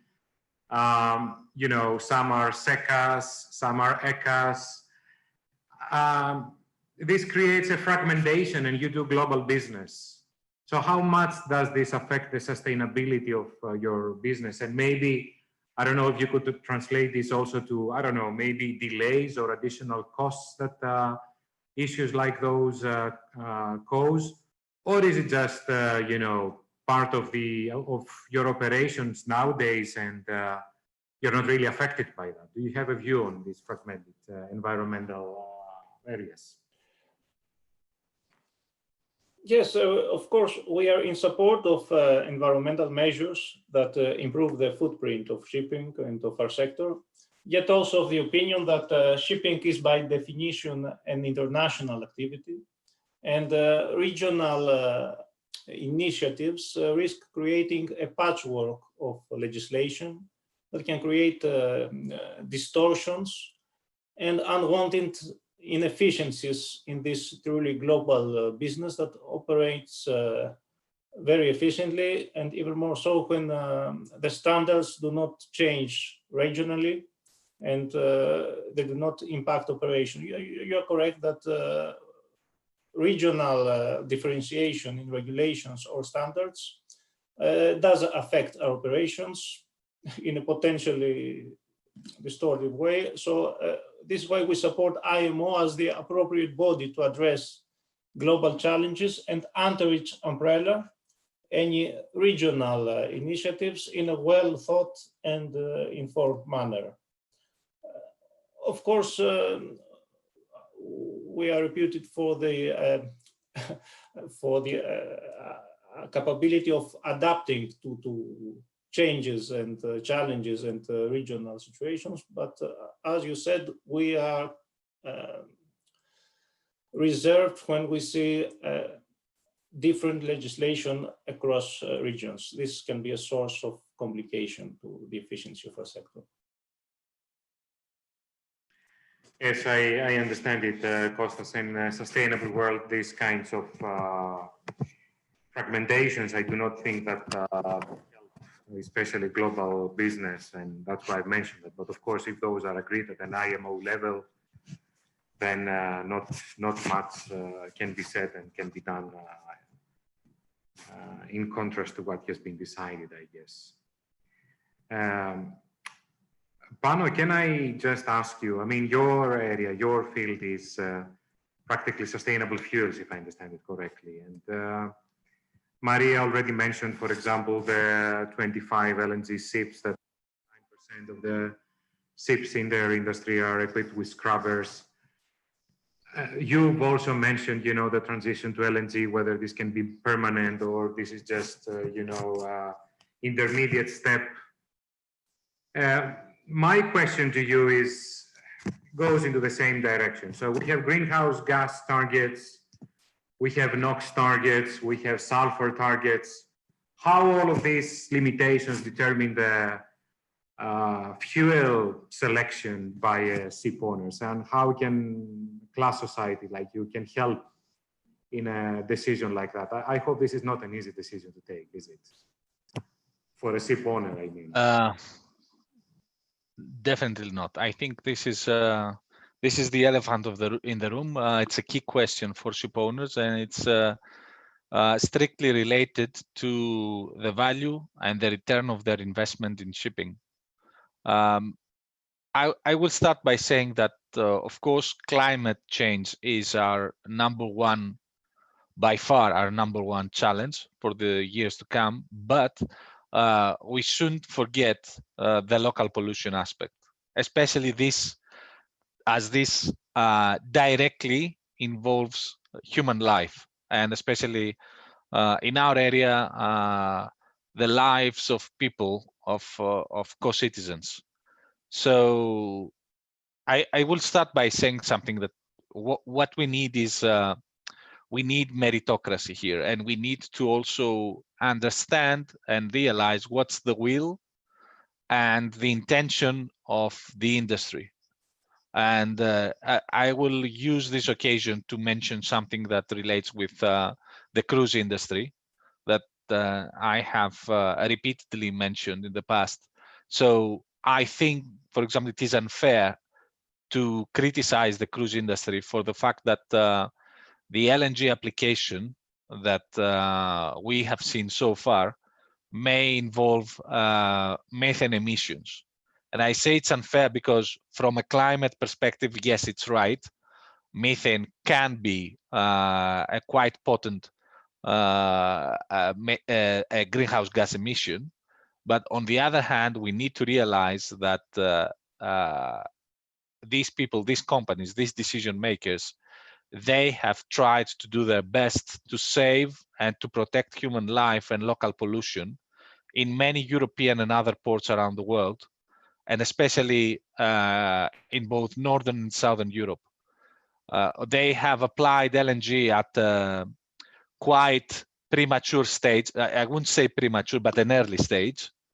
And the outcome of this was that some of these engines do not have the best performance as far as methane emissions are concerned, but still they have an excellent performance as far as nitrogen oxides, the lethal emissions, are emitted, especially close to residential areas or deeply densely populated areas like the ports of Piraeus, Barcelona, etc. And some stakeholders have heavily criticized those decision makers for not making a good work as far as climate performance is concerned. I think and believe this is unfair. We need to respect the front runners. We need to also understand what the real intention was, and we need to put human lives in the balance as well, not just climate, even though climate is the #1 challenge today. So as far as the fuel question is concerned, the only thing I have to say, especially having in mind our engagement with so many owners and the care we demonstrate for all those clients and partners, I would say, who need to sail in uncharted waters that we have to sail today. The first thing I would say is a risk-based approach would be the most appropriate. And by this, I mean, I don't know what this will take. It may take a portfolio approach. It may take, but the uncertainties, the only thing that is certain is that the uncertainties are huge. I mean, not going into LNG could be disastrous as well. Today, we witness very competitive pricing for LNG as fuel. And if other fuels and the application and the uptake of other fuels delays, and LNG is left alone to compete with compliant fuels, we may see in the future a very competitive LNG fueled vessel against what we call the conventional fuels. So perhaps carbon pricing will add to that, especially for applications of LNG where climate mitigation and greenhouse gas mitigation is substantial. So we don't know what's going to happen. Even an alternative could end to disastrous financial and business outcomes. Just to give you an example, if tomorrow we have a carbon capturing technology that will be competitive, most of the solutions, the exotic, in brackets exotic, because right now it's most of the exotic solutions that we tend to listen to today could end up to disastrous results as far as financial outcomes are concerned. So in any case, we need to be cautious. We need to apply our risk profile. That's very important. Nobody's going to take that risk away, or nobody's going to be accountable. Not class societies, not the bankers, not the financiers. Nobody's going to take that risk for the entrepreneur, the investor, the ship owner eventually. So everybody needs to be cautious. They need to remain on top of developments. They need to consult with as many people and stakeholders as possible. And class societies, the shipping associations, stakeholders are very, very important here. And I think we should keep a quite calm approach to things. We need to understand that there are conflicting interests out there, and there will be, just to give you an example, I have no doubt that the gas industry will invest a huge amount of money to render its operations sustainable in the years to come. We may not see this kind of investment in other sectors. So having a carbon capturing technology tomorrow may be more probable just due to the fact that the interests that are behind any such development are substantial, and they will work towards that pathway. On the other hand, there are, I would say, long-term sustainable solutions that are already in place, but there is a long way to go, and we need to be cautious in the application of those pathways. So eventually, one of the key elements that we need to keep in mind is perhaps diversification, having in mind the unexpected, what could disrupt things quite swiftly, what could be the factor that we haven't taken into account, how can we be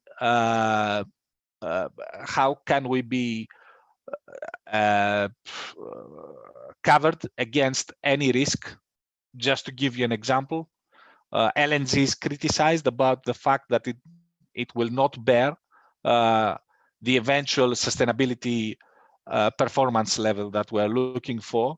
On the other hand, LNG offers a substantial mitigation of greenhouse gas emissions under certain conditions. And on the other hand, it is proof against carbon capturing solutions or any fossil related solution that we have not seen yet. So that offers both ways sustainable risk profile. So we need to keep that in mind, and we need to approach this without preference. I'm talking especially for ship owners and especially for Greek ship owners and the Greek shipping sector as well. We should see that without preference, being impartial, and eventually we are undertaking and we are going through a very demanding and risky transition. We need to remain cautious and open-minded. Thank you, Panos, very much for those insights. They come from your experience working in the field with these activities. You mentioned the role of different stakeholders, and I understood from your words that transition into a new technological future will be a cooperative effort. And I would like to ask our two, as a final question, our two industry representatives. Since we are in a virtual but still academic world, and there are several students now listening to you, how can the academia help your industries moving ahead in a more industrial world? What is the role in terms of research, in terms of education, and how do you think we can best train our students to assist your industry meeting your sustainability challenges? Maybe Kostas, you go first, if you have thought about that. Yes, for sure. Research and academia will be pivotal in the coming years. The technological evolutions required for the green transition envisaged at this scale would normally take years to go through stages of technological, political, regulatory, and economic approvals. So we need incentives to bridge the valley of death, as I call it, for innovations that separates the ivory towers of basic research at academia from the jungle of the marketplace, where any innovation needs to be appealing on economic terms and needs to be competitive. So low carbon innovation will necessitate both government and private funding. In this context, as I mentioned earlier, we have put forward the R&D fund proposal, where ship owners are willing and ready to contribute from their pocket to set in motion the chain of innovation, investment, production, and adoption by the marketplace of innovative technologies. But as I would also like to stress that environmental excellence requires collaboration, and fuel suppliers, charterers, who very often decide on how a ship is operated, shipyards and engine suppliers must work together with the shipowning community to find the most appropriate solutions for the industry. In this context, international regulations should focus and extend responsibilities to all these stakeholders in the supply chain to achieve equitable environmental and to meet the targets set by the IMO. To conclude, we in our sector in dry bulk shipping are very proud of the fact that our sector has been providing efficient and environmentally friendly services, and moreover, services that are much needed to meet the world's transportation requirements in basic goods, in meeting essential needs. Intercargo recently produced a short video on this messaging that is available on our website. And a key message also in there is that without a prosperous and efficient dry bulk shipping sector, economies and populations will face grave shortages, as dry bulk shipping is necessary for maintaining and enhancing living standards in both developed and developing economies. Thank you for allowing me these few comments. Thank you very much, Kostas. You're absolutely right. You're connecting worlds of different developmental status. So I think your role is really pivotal in this area. Thank you very much for your contributions. So again, Maria, for you, how can the academia help? And I guess, especially in the light that cruising industry is not just transferring people from one location to the other, but you're offering a complete package that involves cities, it involves a wider environment than just shipping alone. So can you tell us if we have a role to play in this wider area? Absolutely, absolutely. For everything, when it comes to the ship and when we are at sea, we need technologies, we need academia to help us with research, to come up with new technologies, new ship designs, new solutions for short-term, medium-term, and a long-term perspective. So we need your advice looking ahead, the years to come. And of course, it's important to know it's not just about coming up with a new technology, but when this is going to be operationalized, when it's going to be mature, what it means in practice about the cruise lines, even from a financial point of view. When I have a fly here that is accompanying me, so it's I think we need the whole analysis. Is not just about coming up with a new technology, but when will you be able to use it and be safe and be sustainable? So it is not easy. And then when it comes to the cities we visit, it's again the environmental protection key to the discussion. So it's how we manage air emissions land-based. And then for us, as I mentioned, it has to do with people, the amount of people that are visiting certain destinations also, because before COVID, there was really a really high increase on the number of tourists visiting specific locations.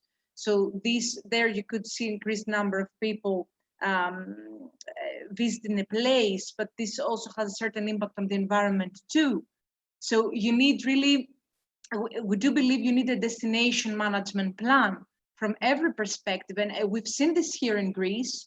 A few months ago, actually, the Greek Ministry of Tourism, together with EBRD, the European Bank for Reconstruction and Development, they conducted such an analysis for Santorini and for Rhodes.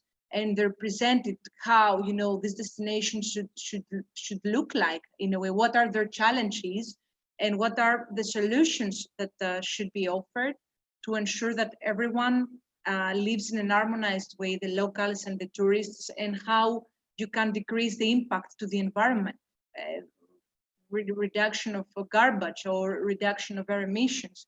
So, and again, this was a study conducted also, I believe, by academia and researchers. So we do need your input and your advice on these matters at sea and at land, I would say. Thank you very much, Maria. I hope that some of the heads of our department and our faculty listen to you, because we also need in the academia to stay competitive and to educate engineers to become useful for the industry. So definitely those are very good guidelines for our future curriculum.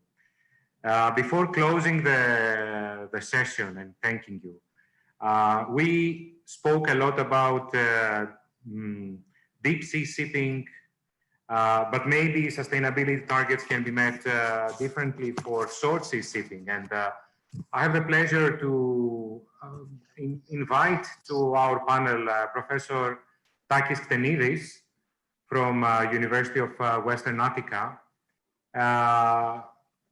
Professor Ktenidis and his team are working on a battery electric ship for short sea shipping in Greece. This is a very vivid example of sustainability.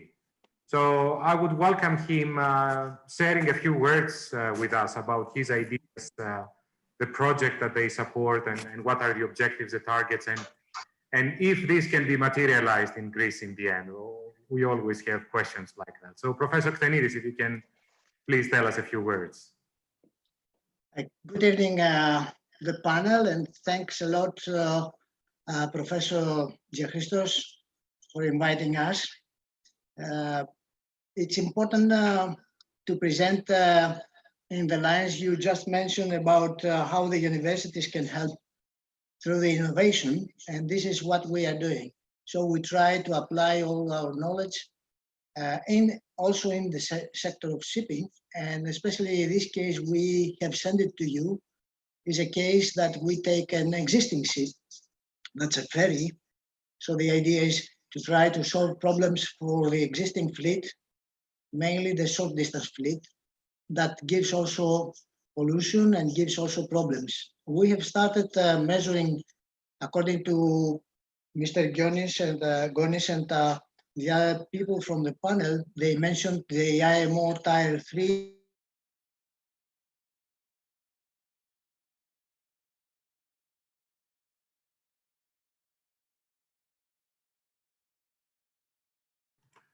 I believe we have a connection problem with Professor Ktenidis at the moment. Let's give it some time. We cannot hear you, unfortunately.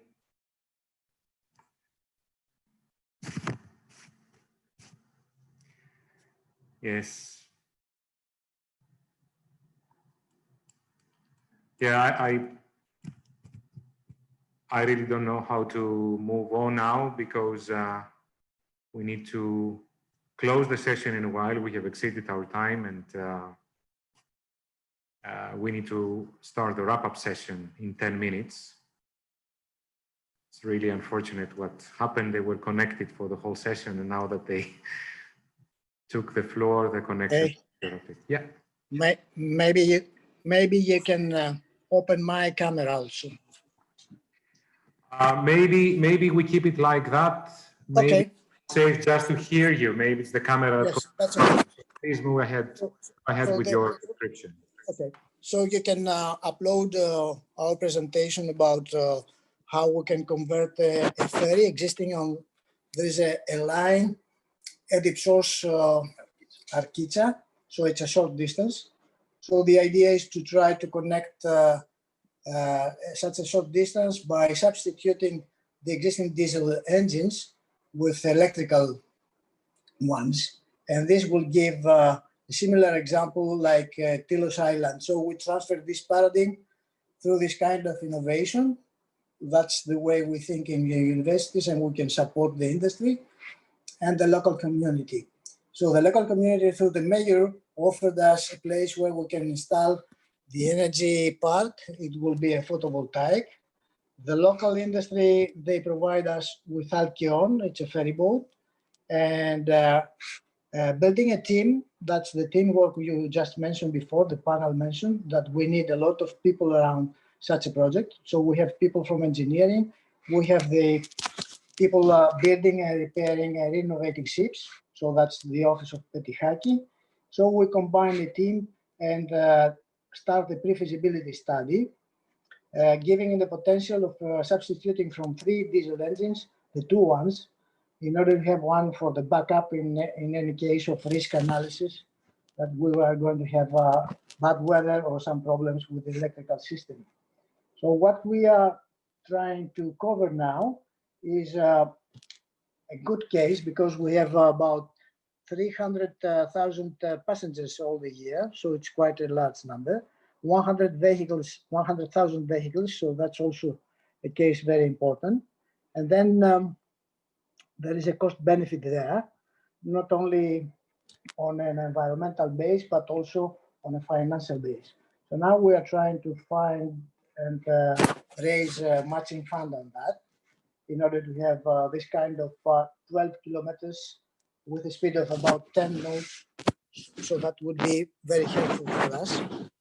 in order to prove, as an example, that something we have already operated works also for the case of the ship, and this is a short distance. The important case is that if this paradigm works as we expect, it will be repeatable. At least in Greece, we have about 21 such short distance cases. And then, of course, all over Europe, not to mention the ships around small islands or coastal shipping that we have a lot, since Greece is such a case. So that's what we have designed. Thanks to Christos Elias, who was initiated the idea. He was a postgraduate student from our master's degree, and he is also a consultant on this area and our ambassador, energy ambassador. So that's the case of a student that managed to get from our previous experience how he can apply new concepts in such a case of shipping. And I think this is a case where we can combine forces and give a good result, a good innovative solution with both financial, environmental, and of course, contributing to the sustainability. That's the concerning the 17 Sustainable Development Goals. We at least cover the 3 ones, 7, 13, and 11. So we are very close to this United Nations directivity, and also with IMO principle to minimize the environmental impact. So thank you again, and willing to offer you any kind of contribution in your future work. Thank you very much, Professor Klinidis. This is exactly an example, as you've said, meeting environmental targets and collaborating between the different sectors. And I think this is how we can move into a more sustainable world for sure. So with that, I would like to thank very much all of our speakers. As I've said, we need to move to the concluding session of today's workshop or summit. As Maria said at the beginning, be it in Thessaloniki or someplace else, I hope that we can physically meet because, to tell you the truth, I'm getting a little bit tired of this teleconferencing. Although we can have many people from different parts of the world, there's still nothing that compares to the real communication. But until then, I want to thank you very much for your contribution, and let's hope really for a more sustainable shipping future. Thank you so much. Bye-bye. Thank you. Thank Can we have a... Thank you. Leonidas, I have Ambassador Christidis who would like to say something. Sure, please. Thank you very much, Professor. I want to make 2 remarks and I have a question. The first remark is that I'm indeed very happy because I initiated the presence of the last speaker, Professor Klinidis, who introduced this innovative form of ferrying cars in Greece. I think that this can be very, very important also for the organization I have the honor to represent, which is the Black Sea Economic Cooperation. The second remark I want to make has to do with what we heard today from the speakers. I have the impression that we heard very conservative views in what concerns the necessity of the transformation of the shipping business as it is today. I mean, we heard some statistics, but if you open the internet, you will see statistics where it shows that shipping today pollutes immensely, much more than what we heard from the speakers. I read somewhere in the internet that 15 big tankers pollute as much as all 760 million private cars. So we really have to draw a very delicate balance here. We have to save our planet and its finite resources, and at the same time, We have to transform the shipping, not in a disruptive way, so that it can continue supporting world trade. My personal belief is that technical innovation is not enough to achieve this optimum of balance that we need. I believe, and this is my question to the speakers, if they want to add their view on that, I believe that we need much more. And what we need is actually changing the world economic order. We have to have another economic order in order to be able to find solutions also in shipping, in order to make it sustainable and to save our planet, because the resources are finite and the time we have before us is also finishing. And to tell you the truth, with what I heard today, I was a bit disappointed if all of us really understand our responsibilities in what we have to do. Thank you, Mr. Chair. Thank you. Thank you very much. Does anyone want to respond in just very brief response? I was referring to Mr. Mitru, of course, because he was the one that, how can I say, was saying that we mustn't be disruptive, that we have to take into account shipping as it is today, and many, many other parameters and factors, which I believe, yes, we should do so, but with a certain urgency. This is needed. Can you introduce yourself as well, because I'm not sure if everyone is familiar. I'm sorry. Well, let me introduce. I thought yes. Okay. My name is Michael Christidis, and I am the Secretary General of the Black Sea Economic Cooperation, which is headquartered in Istanbul, in Turkey. And of course, we are dealing a lot with sustainability issues, with circular economy, with pollution in one of the most polluted seas of all, which is the Black Sea, and so on. Yeah. Yes. Mr. Christidis, you will have to allow me to perhaps make clear what I said, which I don't feel is non-ambitious about what the sector needs to do. So today we have an IMO strategy on greenhouse gases and the transition plan ahead.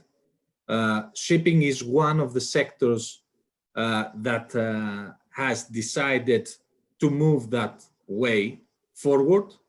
Of course, there's a lot to say, for example, about aviation, and somebody would say that other sectors have done so as well. But if you read between the lines, aviation is going to use, let's say, the privileged portion of biofuels and other solutions that are there, and you can listen to stakeholders saying that aviation will achieve those targets because they have the money to pay for some privileged access to sustainable fuels. And of course, we see that shipping is put to some extent against the ropes. However, it addresses this challenge already. IMO has progressed.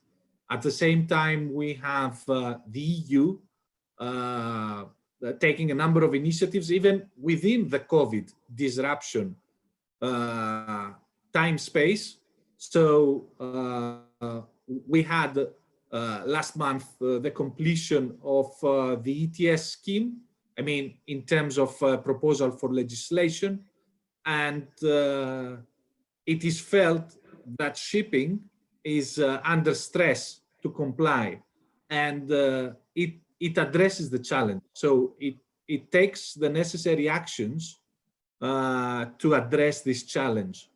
Unlike other sectors, I can give you, for example, I will give you an example of my expertise, methane. Methane is being addressed on the deep sea side, but there is no real discussion about what happens on land.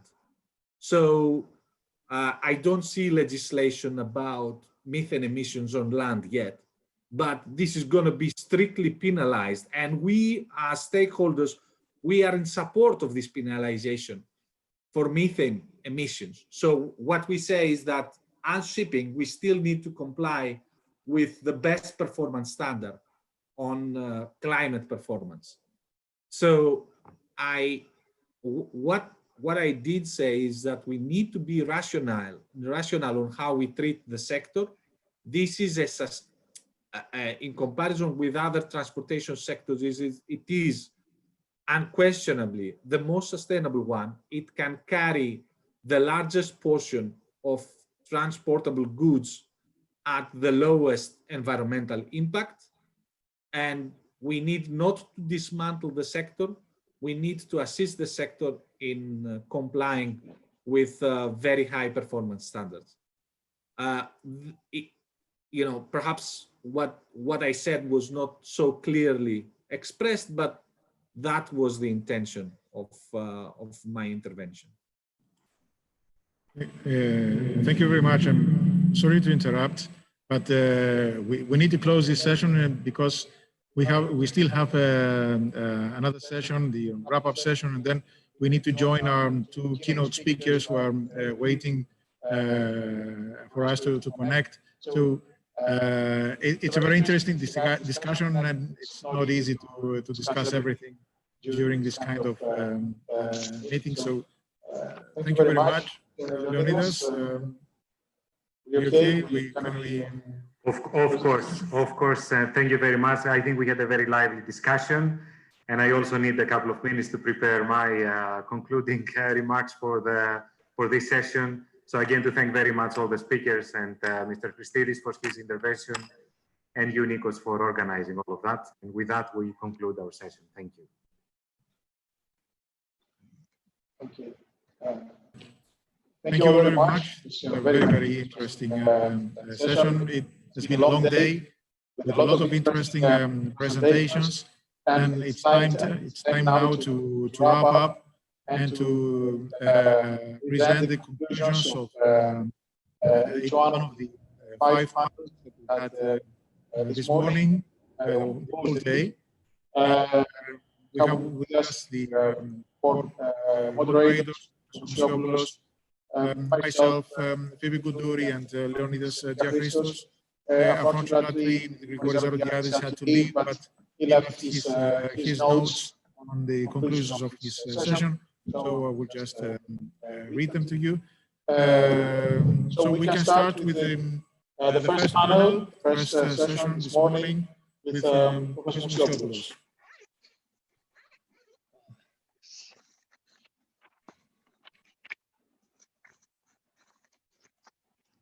Thank you very much, Mr. Chairman.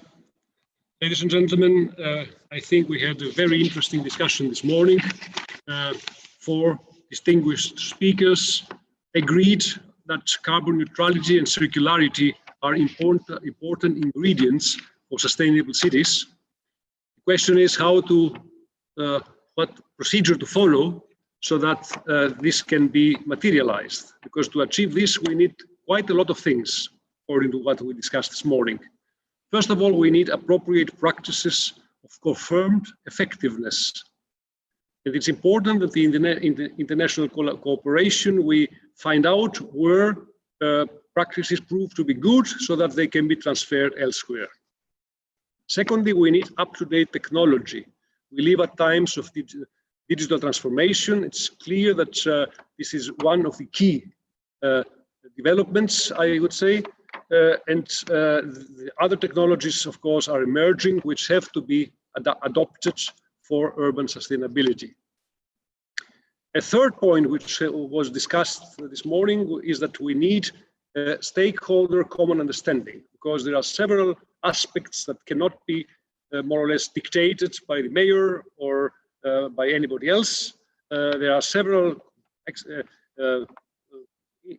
industrial partners who are involved.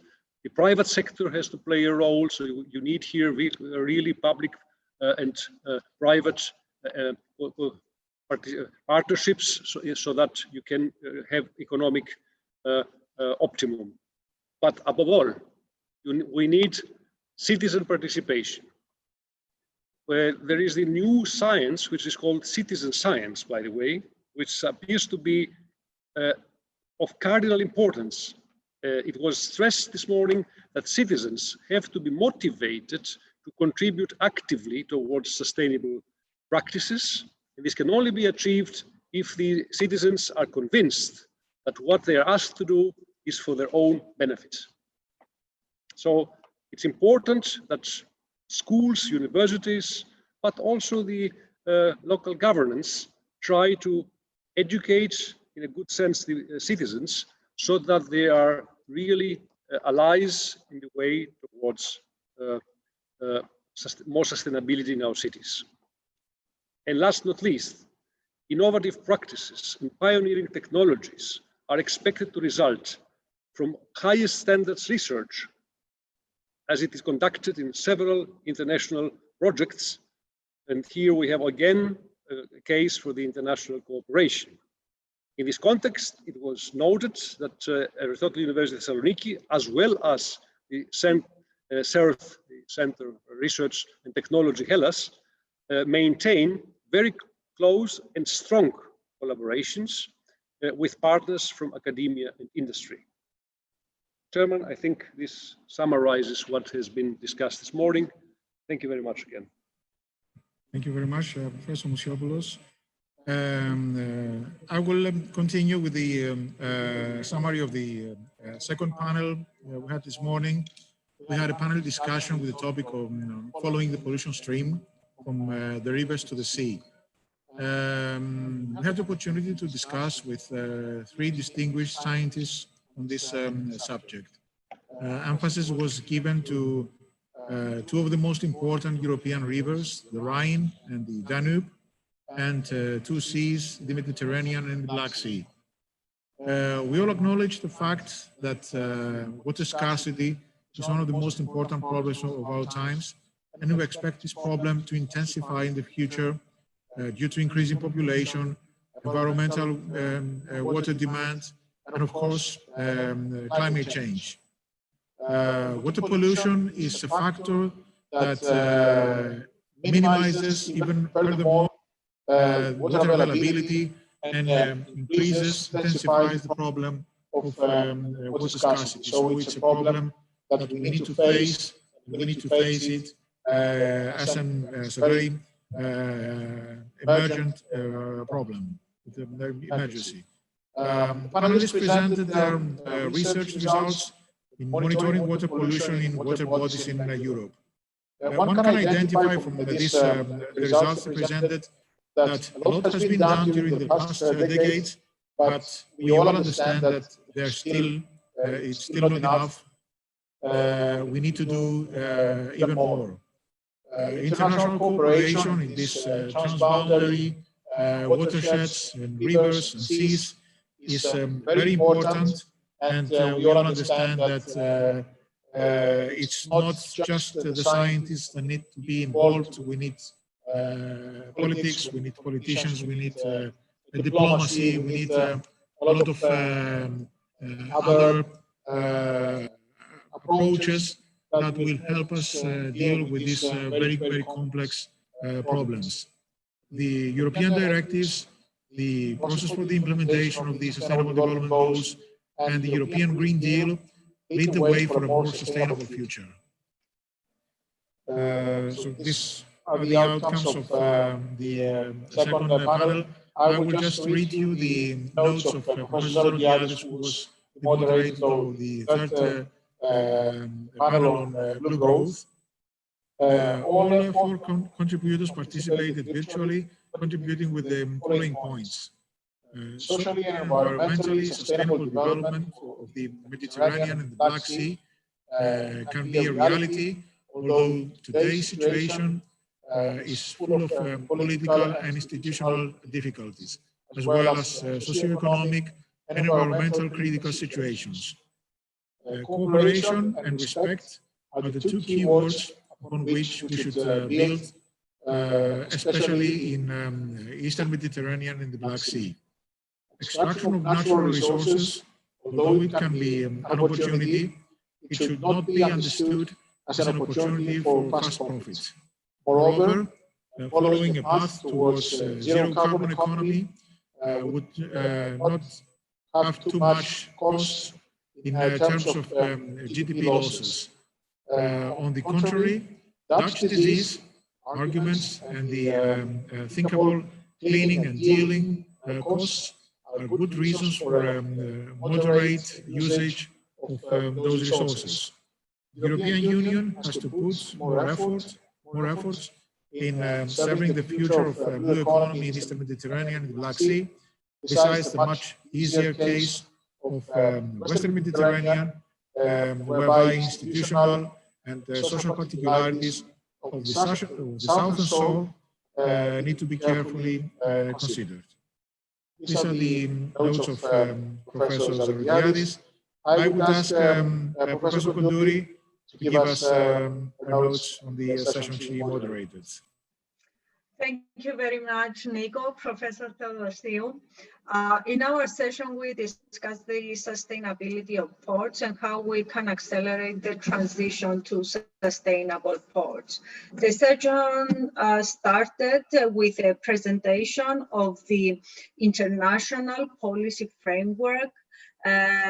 We identified the policies that we think crucial for mobilizing this transition, and these are general and international policies like the Agenda 2030 with the 17 Sustainable Development Goals, the Climate Agreement, the Paris Agreement, identifying the maximum limit on temperature increases, the European Green Deal, and also the budgets allocated to these initiatives, to these policies, to these agreements that will be combined with the COVID recovery plans,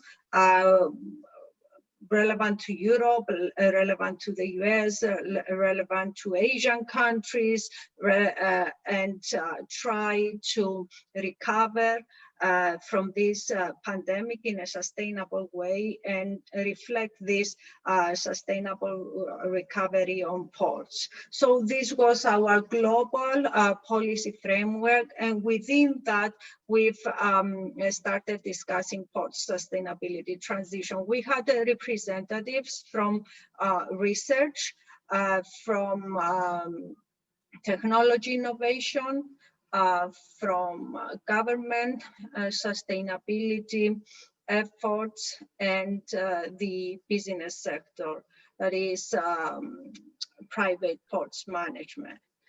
The government sector, and in particular the CEO of the Hellenic Asset Management Fund, referred explicitly to a sustainability tool that they are currently using in order to measure this sustainability progress with regards to each and every one of their assets. And it is quite important to remember that this fund has at least 10 ports of the country, including 17% of the major port of the country, the port of Piraeus. So there was an explicit the CEO of the fund communicated an explicit commitment to sustainability, and also referred to government efforts within the finance ministry, the energy ministry, and the development ministry to accelerate this sustainability transition. Then the representative from the port of Piraeus referred to a number of projects that they are currently involved in, research projects, innovation projects, but also actual implementation projects that have to do with using alternative fuels, measuring emissions, renovating towards using circular economy and climate-friendly materials. So there was a communication of an intense activity with regards to sustainability transition today in the port of Piraeus. Mr. Spirou, who was the representative of the port, suggested that better integration of sustainability objectives, financial, economic, environmental, and governance in the master plan of the port will definitely mobilize faster sustainability in the port. These research efforts that were mentioned by the Port of Piraeus were also integrating the efforts and projects of our representatives from innovation development and research. The innovation development representative coming from Optimus, Maritime Innovation Hub, communicated a global effort for bringing together technology developers in order to provide solutions for directing sustainability solutions, technological solutions for direct implementation in the ports. And she illustrated a very vivid and powerful effort towards implementation. And of course, the representative from academia coming from Climate Kick that I have the honor to direct in the country has showcased an explicit project on the Port of Piraeus that is one of the deep demonstrations of the systems innovation approach for accelerating transitions in ports. This system innovation approach is nowadays being implemented in various European ports and tries to co-design with the problem owners, the ports and their ecosystem, that is technology developers, the community around the port, the business around the port, the policy makers, the innovators, the researchers, try to co-design with them a future vision for a sustainable port where they want to be in 10 years and pathways, technological and financial pathways that can achieve the transition from where we are today to a sustainable port in 10 years. It seems to me that the government, the private sector, that is the public sector, the private sector, and research and innovation are currently working together in mobilizing a sustainability transition in ports. The question is whether the transition will happen fast enough and the sustainable development goal on life below water that is explicitly relevant to what happens in the maritime sector and in the general blue growth sector will be met by 2030, whether we will be able to produce systems, innovation, and change that is of unprecedented pace in order to achieve sustainability before the effects of climate change are too big for us to handle. Thank you very much. Thank you, Phoebe. That was very. Thank you for moderating the panel, but thank you also for this very detailed presentation of the outcomes of the panel discussion. Last but not least, of course, Christos, did you have the time to make some notes, Leonidas? Yes, rather a patchwork, Nikos, as you can imagine, because we just finished the session a few minutes ago. But it was, of course, a natural extension to the panel that Phoebe moderated. We have sustainable ports. You need to collaborate with sustainable ships. So we took it from where the panel of Phoebe left it. And you know, we first discussed what are the current challenges for the industry. And I mean, everyone will understand that there are some unprecedented times for the moment, at the moment for the industry. For example, the Maria Deligiani from CLIA, the Cruise Lines Association, reported that, you know, practically their business was on hold for a few months, and to own such expensive ships and not to do anything with them, you know, it really challenges the sustainability of the whole business investment in this industry. And then Kostas Gonis from Intercargo mentioned the continuous difficulties about the crews of the ships. You know, they have 300,000 seafarers that are stranded in different ports in the world because they cannot move from place to place. They cannot change their crews as they should. So this provides very big difficulties in the industry. This is because of COVID. But more general, the industry reported a number of future challenges they have to address. As we've discussed, greenhouse gas targets set by IMO, which are quantified at minus 50% in 2050 compared to 2008. Very, very challenging. They require a new business model. They require new technologies aboard. They require new fuels.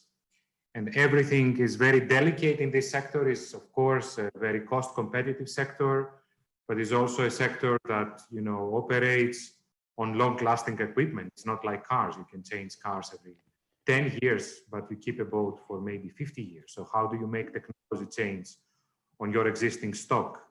So this is a very, very challenging area. Despite of that, the industry can report reduction of emissions despite increasing the total activity. The carbon intensity has dropped by 25% according to the latest IMO report, despite activity has increased by over 40% for the latest years. But there are further improvements, of course, necessary. In order to achieve these improvements, the industry has proposed to IMO to have a fund, to build a fund of $5 billion that will promote and sustain research in low carbon and zero carbon fuels and ships. So this is something that the academia, of course, needs to have an eye on. The industry very explicitly mentioned that the help of the academia is of paramount importance for them. They need bright new ideas of new engineers in building new ships, designing new hulls, introducing new technology on board the ships to decrease greenhouse gases. But further on, it is important for the industry to get new ideas about new operation models, how to create sustainability plans, destination management plans that combine the ship industry, the ports, the cities themselves. So this is a field not just for engineers like myself, for example, that I understand much more, but also for people who are experts in finance, in economic models, in tourism, for example. This is a paradigm of, you know, in achieving a more sustainable future, we need to combine much more expertise than we do at the moment. And I think this is a very good message for the academia that we need maybe to move ahead from more traditional kind of curriculum to more integrated ones by combining different fields of expertise and creating new scientists for the future. And I guess for Greece, that has a, you know, very significant maritime industry, maybe the universities should follow on the requirements from that industry, and we can support them, I guess, in this direction. I think all of the panel members provided very useful data. I hope that, I don't know, Nikos, how this is going to be dealt with, but maybe you will announce that the sessions were recorded. I don't know whether they will become public, but there is very useful information in that about the reports that the different industry segments are publishing and where they can be found. So I think this is also future reference. We concluded the session with an example of a Greek initiative of building a battery electric ship that should operate in the line between Dipsos and Arkitsa. This is, appears as a very nice project. The feasibility study is almost complete. It is run by different investors, also by the University of Western Attica. They asked for more help. This is definitely one area that we can help more. But those are very good examples how we can move into a more sustainable shipping future. So for me, it was a very useful session. I hope that we will have the chance to repeat it in 1 year's time, if you allow us. Thank you very much. Thank you, Leonidas. Thank you all panelists, all moderators. It has been a great day today. It was not as we designed it, as we thought it would be, but I think we managed, under the circumstances and under the restrictions of the COVID pandemic, we managed to have very important and very nice discussions. It's a very important issue. And we will not stop here. We will try to repeat this event next year. I hope under different and more favorable conditions, and maybe we all have the opportunity to be together, because it's okay to have distance discussions, but it's nothing like in-person discussions. Now it's time to move to our last part of our summit today, the keynote speakers. It's probably the most important part of the day. We will start with Professor Jeffrey Sachs. Just a few words. There's a lot to say about Jeffrey Sachs. We could have a keynote speech about the introduction of Jeffrey Sachs. Just a few words. Jeffrey Sachs, American economist, academic, public policy analyst, professor at Columbia University, former director of the Earth Institute, and he's known as one of the world's leading experts on sustainable development. Professor Sachs is the director of the Center for Sustainable Development at Columbia University and the director of the United Nations Sustainable Development Solutions Network. He served as a special advisor to the United Nations Secretary General for both Antonio Guterres and Ban Ki-moon for sustainable development. This is just a few of the information one can find on the internet, but I think it's much more important to say a few things about Jeffrey Sachs. Jeffrey Sachs is a very good friend and a very good supporter of our university, the Aristotle University of Thessaloniki. He received an honorary doctorate from our university 2 years ago, and he visits Thessaloniki as often as he can. I'm sure he would be here if the restrictions were not keeping him away. He's also well known for his passion on ancient Greek philosophy, and especially on Aristotle. Actually, the topic of his presentation when he received the honorary doctorate in Thessaloniki was why we need a new Aristotelian economics. But finally, being the chair of SDSN Black Sea, I need to emphasize and to acknowledge his very strong and continuous support to our network. Dear Jeff, thank you. Thank you very much for everything. We really wish you could be here with us, but we take the next best solution, having you on online and having the opportunity of hearing your opinion on sustainable development once again. The floor is yours. Nikos, thank you very much. Dear friends, it's always wonderful to be with you. Though, as Nico said, the idea was that we would be together in Thessaloniki today, and that we would be enjoying one of the most beautiful places on the planet. And it is indeed to help save the Aegean, the Mediterranean, the region that is one of the great motivations for sustainability, since we know that while 2,000 years of armies crossing back and forth across the region, because it was in fact so attractive and valuable, didn't threaten ultimately the sustainability of the region. What we are doing to the planet in climate change, in pollution, in destruction of biodiversity, and now in these ever more frequent zoonotic diseases like COVID-19 really is a threat to sustainability.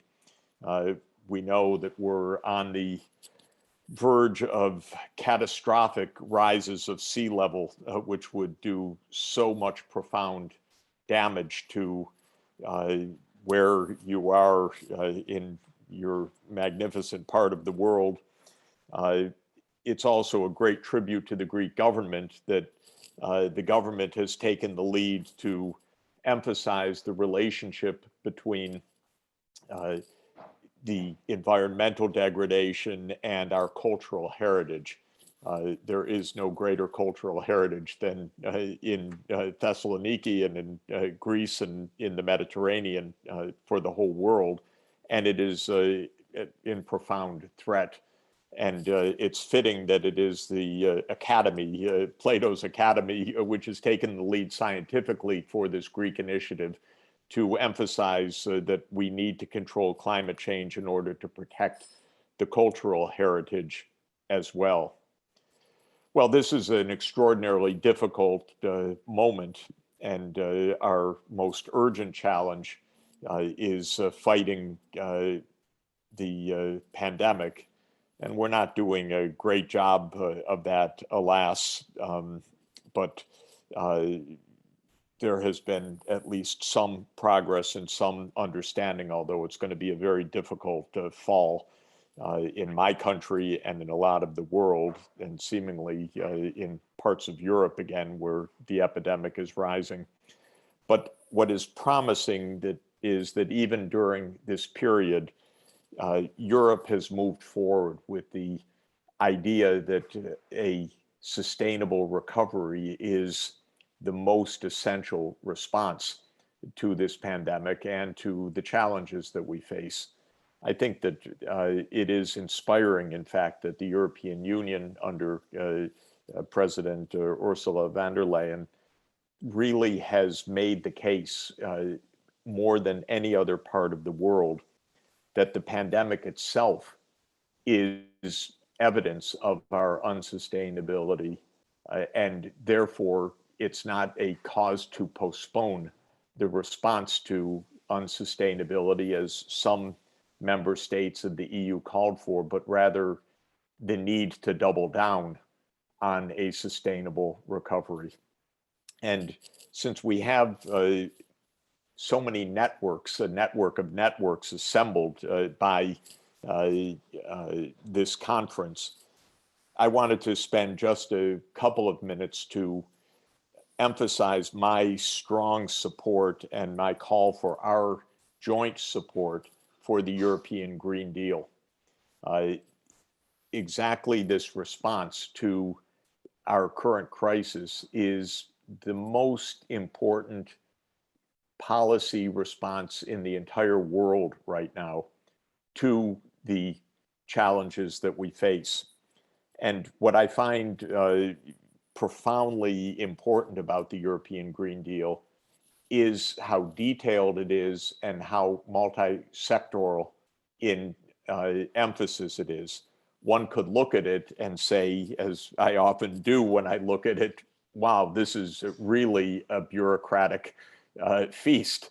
But it is a bureaucratic feast in a Weberian bureaucratic sense. It's a very rational, detailed, comprehensive, holistic response to the challenges that we face in sustainability. It's the only policy framework of its kind in the entire world right now. What is remarkable is that it's based on a plan to decarbonize the energy system by 2050.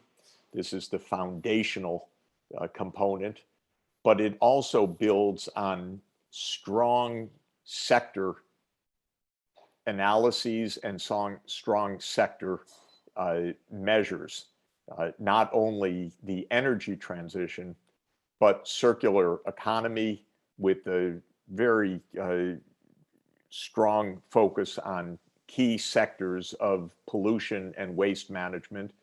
And now in recent weeks, the adoption of a farm to fork policy for sustainable land use as another fundamental component, and with strong chapters on exactly the core subjects of this workshop, which has been on sustainable ports and sustainable shipping, which is also recognized within the European Green Deal. I think for us, the European Green Deal is not only politically heartening to get 27 countries together around a bold set of goals and a comprehensive agenda, but it is also for us really a mission statement for universities, because the European Green Deal is a detailed framework, but it lacks a plan, or it lacks 27 plans, or it lacks maybe 28 plans, meaning 27 country plans and a 28th plan for the European-wide networks and services to support the European Green Deal. So in this sense, I think that this is an absolutely opportune time for all of our networks, the Black Sea University Network, the Sustainable Development Network for Greece, the Sustainable Development Network for the Black Sea region, the Sustainable Development Network for Europe as a whole, and for the other networks and groups that are part of this summit to intensify our organized work to support the European Commission, the European Parliament, and the member states to implement this plan so that it really turns into a reality. We know how hard this is. And by the way, what is the lead distraction right now other than COVID-19 for a plan like this? It's probably the Mediterranean natural gas. More time, more effort, more politics, more geopolitics is going into fighting over new natural gas deposits and new fossil fuel implementation than over how to decarbonize the economy. This we've seen multiple times. If I would have my wish, the Mediterranean gas would disappear from our minds and our imaginations. It is no good, no use, no savior for the Mediterranean, for Cyprus, Greece, Israel, for any of the countries. It is largely a waste of time, in my view, that I think is going to eat up lots of resources and turn out to be not very desirable in any event, because all of our focus should be moving to green technologies and zero carbon technologies. So we need to find a way to double down on our focus which is to implement strong policy frameworks that are now in place and actually supported by research budgets in Horizon Europe and by a new recovery fund, a 750 billion euro recovery fund, and a $1 trillion multi-year budget for the European Union. At SDSN, we've constituted a working group on the European Green Deal. Phoebe Kunduri, who I saw a moment ago on the line, is chairing that. Nikos is a core participant. And I feel that this is one of the most important efforts that we can make right now, both to help people throughout Europe to understand that this is real, serious, desirable, and achievable, and to help the Commission and the Parliament to know specifically the steps that can be taken in each of these areas to achieve the goals that have been set out. We are going to work very hard on my side of the Atlantic to make a partner for you. We have a madman in power. I've been reading a lot of Herodotus and Thucydides over the summer, so the familiarity of madmen in power is very obvious. In ancient Greek, he would be called a classic tyrant. At most, we might say we have an oligarchy in the United States right now because it is a semi-tyrant and his cronies. But we're working hard to reestablish a democracy in November. And if so, the United States, I believe, under Biden, will be very much ready to partner with Europe with an American-made Green Deal. This would look vastly more promising than the situation we have right now, where the Trump administration works by day to try to subsidize, save a dying coal, oil, and gas industry in the United States. Fortunately, market forces are more powerful than Donald Trump, so the industry is going bankrupt despite all his efforts to try to save it. But we still don't have an orderly response in the US, and we will try to do so. I'm very keen, in addition, that with the European Green Deal being such an impressive and forward-looking, and I would say unique framework in the world, that Europe takes the lead on green diplomacy in the coming months, not only, I hope, with the new US government, but with China, to help green the Belt and Road Initiative, which is a similar framework, but not a green one at this stage, but an ambitious one to build massive infrastructure, especially throughout Southeast Asia and the Indian Ocean and Central Asia, reaching to the Black Sea. And I think that we, as academics, should be emphasizing the importance of Europe's investment plans and China's investment capacities not being in conflict, but being complementary to each other and both organized around truly a Eurasian Green Deal.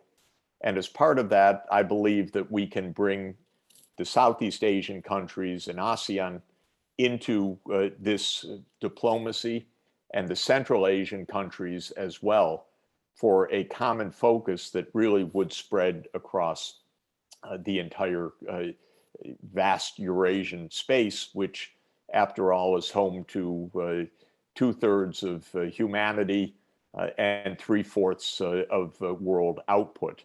So it's a very good place to start the fulfillment of our hopes for sustainable development. So these are the brief thoughts that I wanted to share with you today. I think it's a unique opportunity, actually. This is the first time that we have such a detailed framework in place by any major part of the world economy.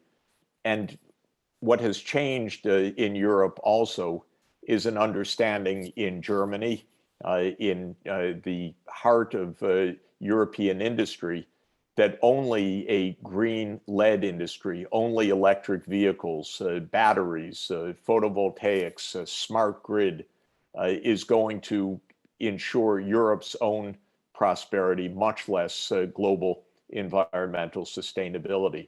So I think we have the industrial powerhouses of Europe strongly behind this. We have the sunshine and solar power and other renewables of the Aegean and the Mediterranean around this.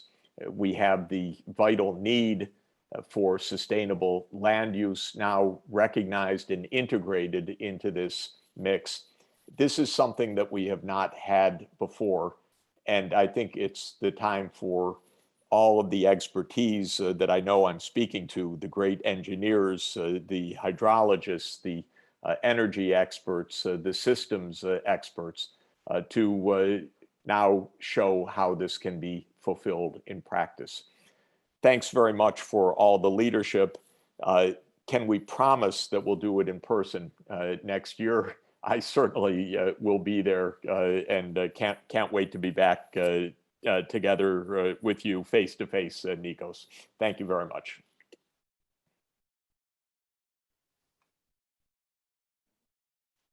Thank you, Jeff. Thank you very much. It was again a very, very timely and a very precise speech. I mean, you always have the ability of focusing on the most important issues, and just a very small time frame present what is actually the most significant aspects. I agree that the Green Deal, the European Green Deal was first attempt, and maybe an Asian Green Deal or an American Green Deal can also be as important, and it can lead the way to a much better future. And of course, investing in renewable energy sources is the key for the development of countries in the Mediterranean, and not just focusing on natural gas, oil.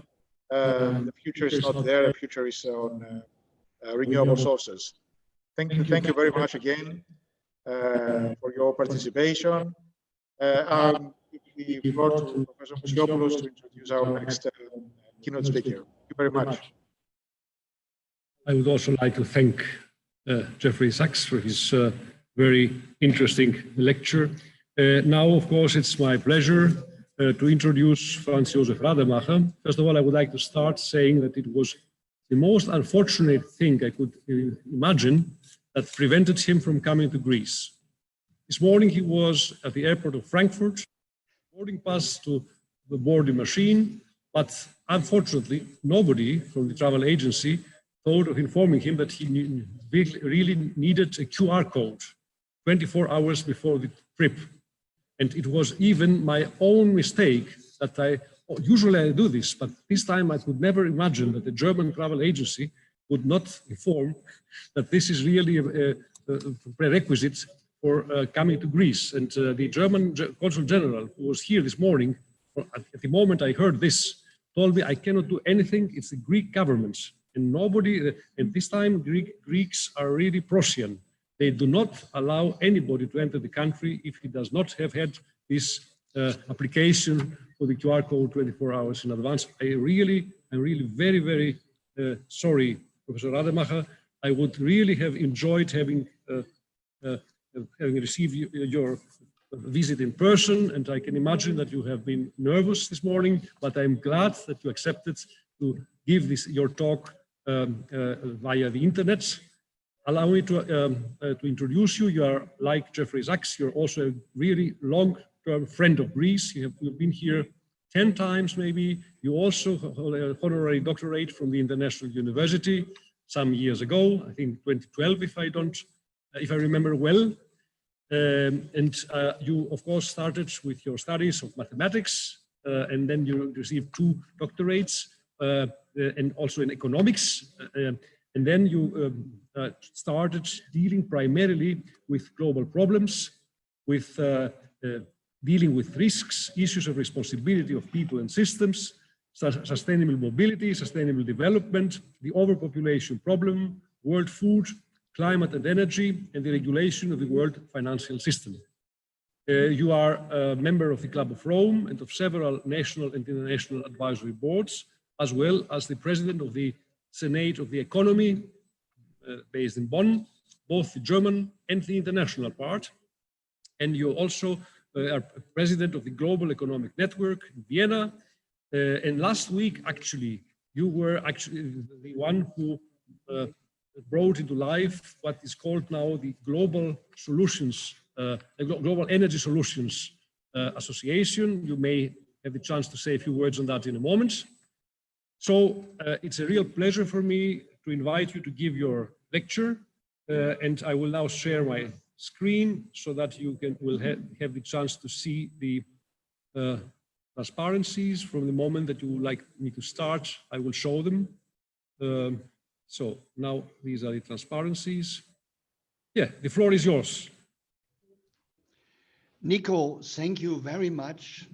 And yes, indeed, I was very sad this morning because I would have liked so much to be with you in Thessaloniki, but this is how life is, and we have to postpone this for another time.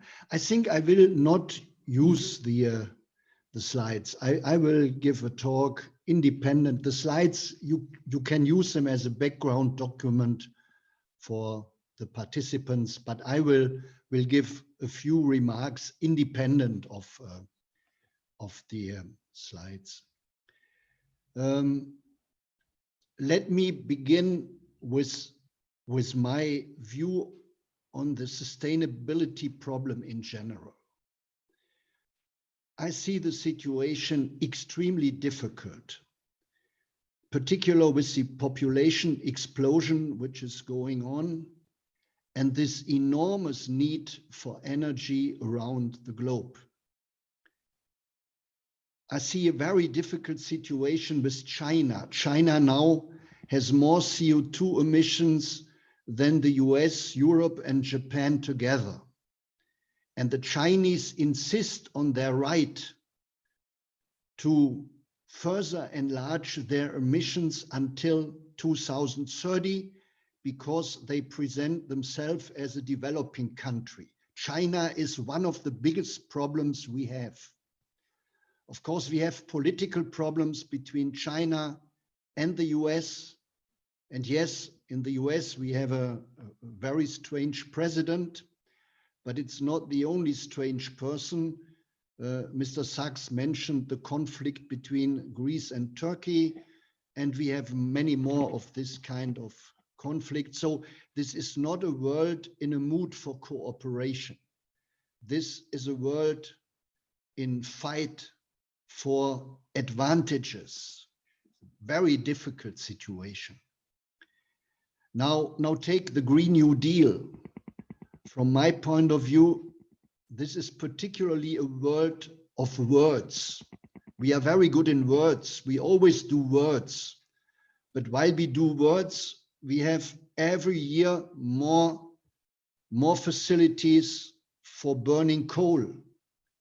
When the European announced 5,000 megawatt of green hydrogen by 2030 in this year, in the first 3 months of that year, the Chinese did already give permission for new coal plants exactly in that amount of 5,000 megawatt. So there is a total discrepancy between the words and what is happening.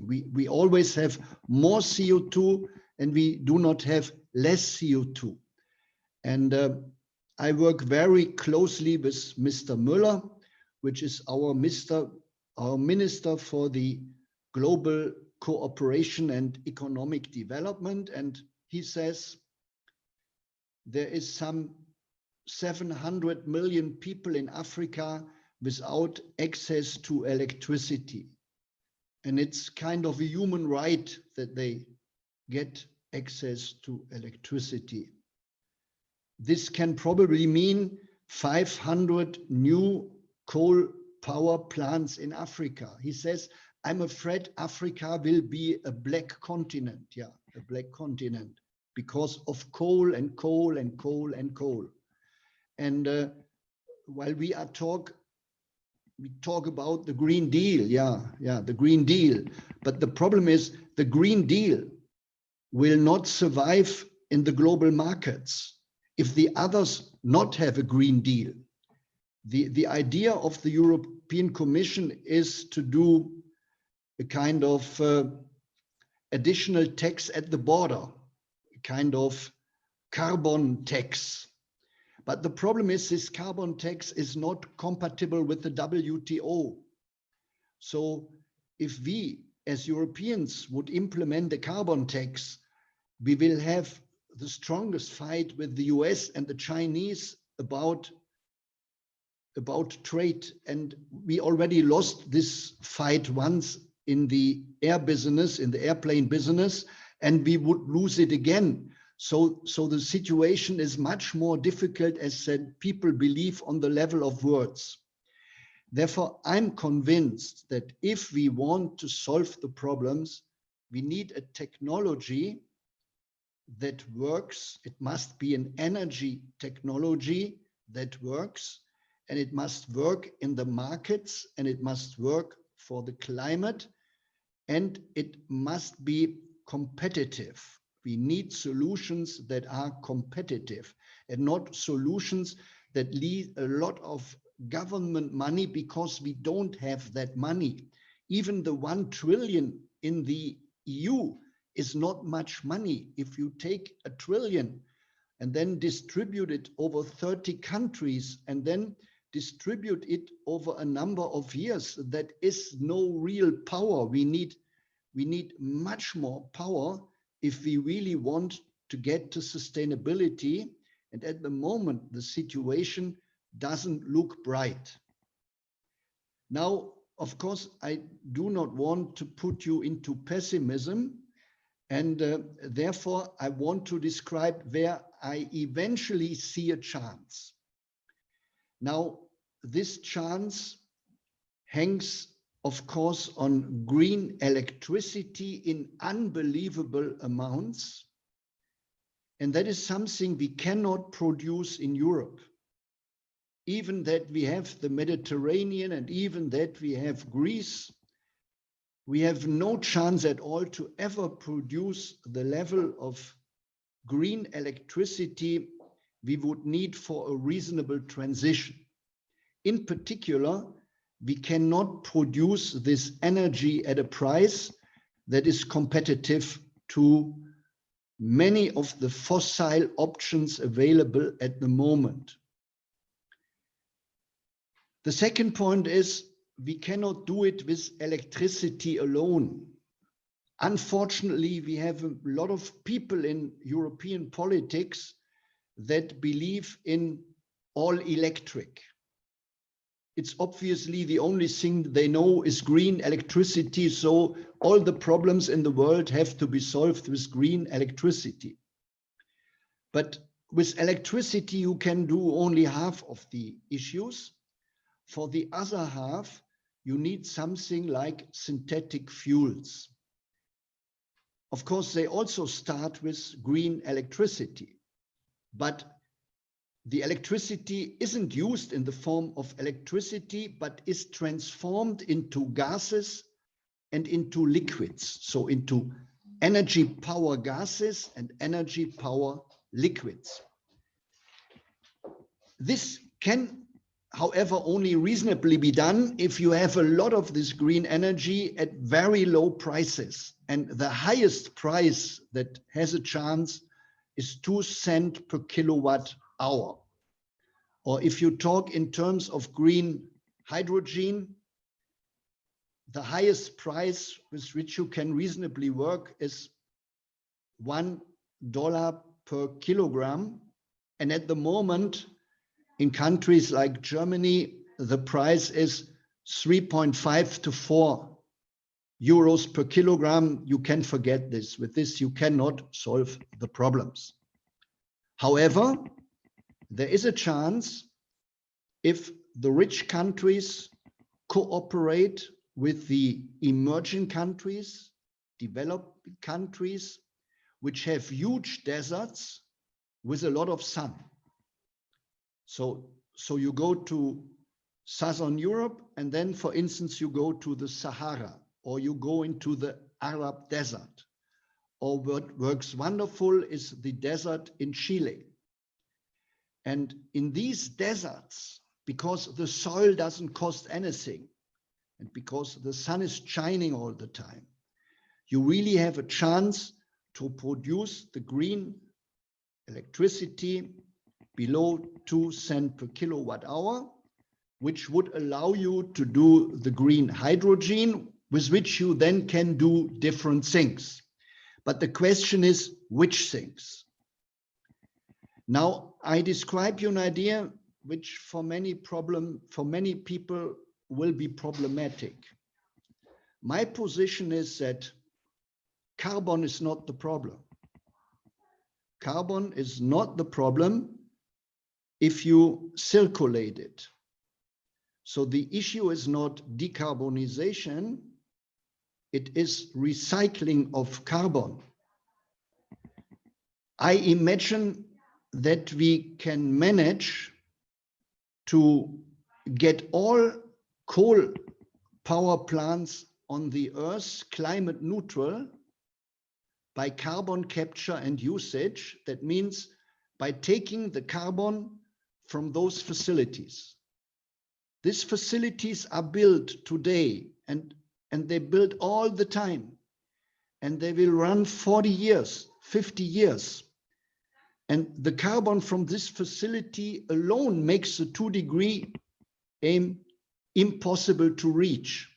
But if we could take that carbon via carbon capture and usage and could do something reasonable with it, then all these coal power plants would be carbon neutral. And what can we do with all that carbon? We can combine it with the green hydrogen, and the result is a green methanol, which is a liquid which is very similar to oil or gasoline. So we could use the carbon from the power plants to get a powerful liquid. And we could use this liquid for all kinds of purposes. For instance, we could create the process energy for steel production from methanol. And then we could do carbon capture and usage and capture the carbon a second time. And we can use the methanol in chemistry, and we can capture the CO2 a third time. And this is all climate neutral, but it's all based on carbon. But the carbon is recycled. And finally, from this methanol, we could produce methanol diesel or methanol gasoline or methanol kerosene. And we can do ship diesel, and we can warm and cool houses, all with this stuff. And then eventually, yes, a rest of CO2 would go into the atmosphere. Maybe eventually 10 billion a year, while at the moment we have 40 billion. So it can be that while we extend the energy for the world, the energy supply, eventually we end up with 10 billion tons of CO2 a year. And this we can take out of the atmosphere with nature-based solutions, with caring for rainforest, with reforestation in the tropics, with much more humus in the ground, which We deal with mangroves, we deal with wetland, we deal with algae in the oceans. So we have a biological mechanism to somehow close the circle, which means in concerning carbon, we have then a total recirculation. And we are climate neutral, but we have coal power plants. And the cars we use are cars as we have them today. We can even take the whole existing fleet of cars in the rich countries as in the poor countries, and they become all climate neutral.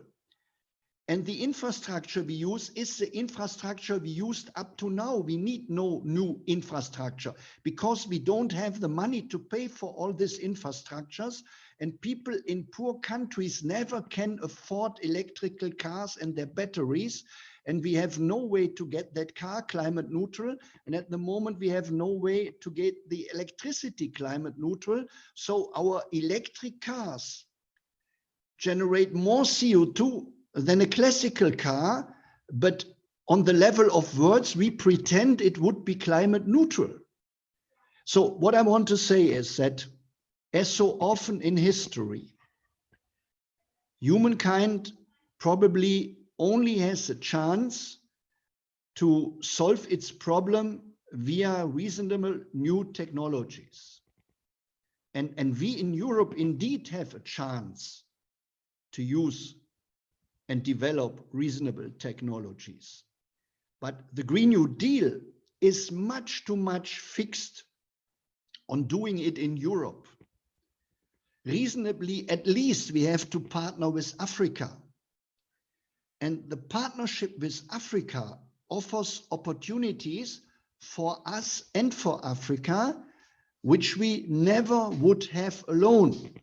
So the Green New Deal must be thought of as something that embraces a lot of developing and emerging countries to their advantage and to our advantage.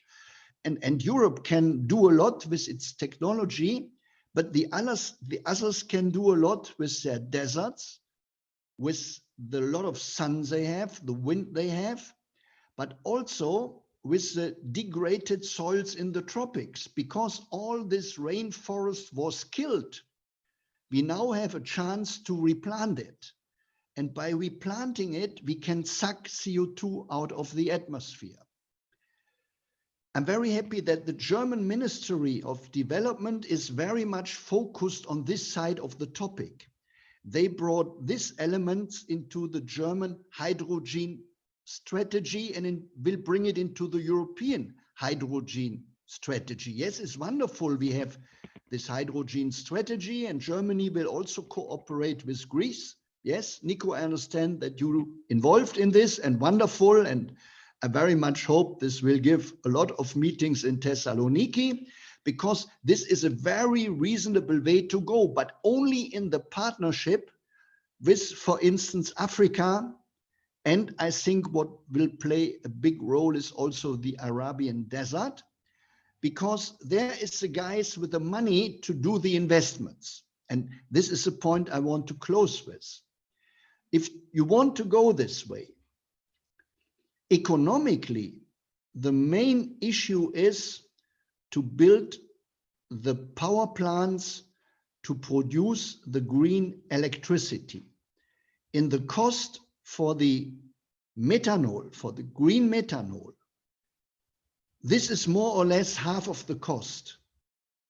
And we need investors who are willing to do this. And the investments, they must be gigantic. At the moment, the Germans will build with Morocco. We will build the biggest facility for the moment to do green hydrogen. Probably the Moroccans will use it for ammonia, and that means for climate neutral fertilizers. But the thing that is planned is 150 megawatt. Cost a few hundred millions. If you want to do something reasonable, I say, if you want to do 10% of the gasoline in Germany, you need a facility that is 5,000 megawatt, not 150, you need 5,000. But with 5,000, you just have 10% of the German gasoline. If you want the gasoline complete, you need 50,000. If you need all energy from Germany, you need a few 100,000. And if you need it for the whole world, you get onto the level of 1 million. Okay, that are the investment we need for the future. And the money is there and you can earn money with it, but something has to do it. And we need a focus on the globe to mobilize those investment, because only those investment can generate the enormous amount of green electricity, which is the starting point for everything. In particular, also the green hydrogen, and in particular, also synthetic fuels, and in particular, the green chemistry and the green steel and all the things we need for a civilization that is climate neutral, but still creates always more wealth for always more people, and in particular for all these poor people in the world that have every right for a higher living standard. Thank you. Thank you very much, Franz Josef. I believe that you convinced us that we need more and better technology. What you said for Greece, more than welcome. We are planning to do something. The KIT and the Aristotle University already have an agreement to go along and have a pilot application in our under construction, I would say, International Technology Center, THES in Tech.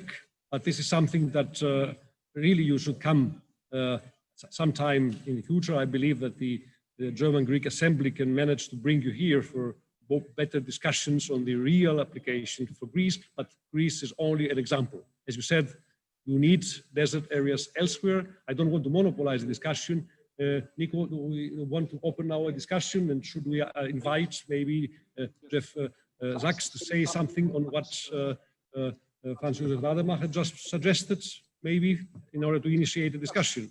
I don't know. I'd be happy to.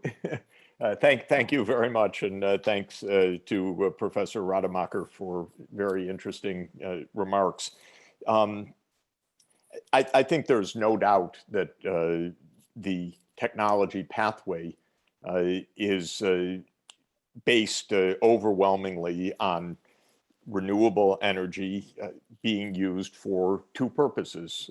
One is direct electrification, and the other is producing synthetic fuels.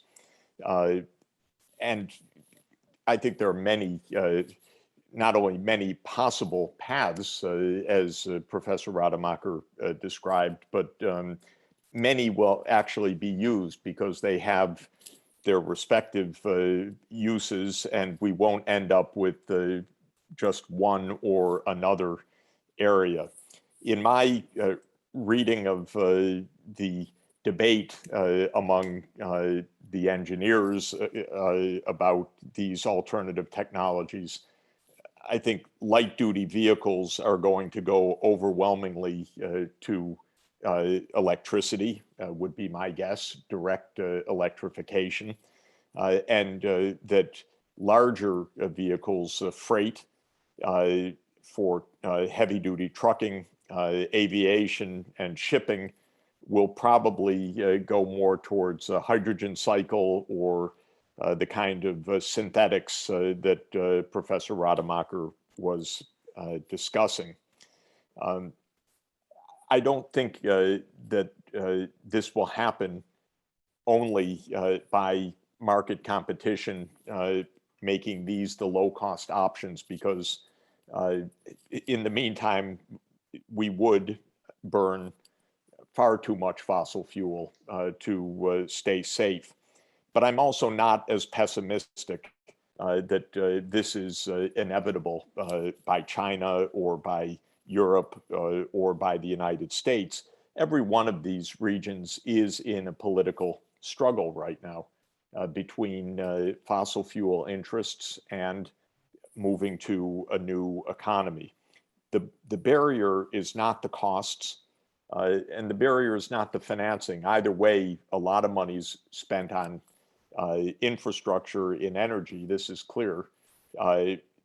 And trillions will be spent under any circumstances because people pay for electricity services or pay for energy services.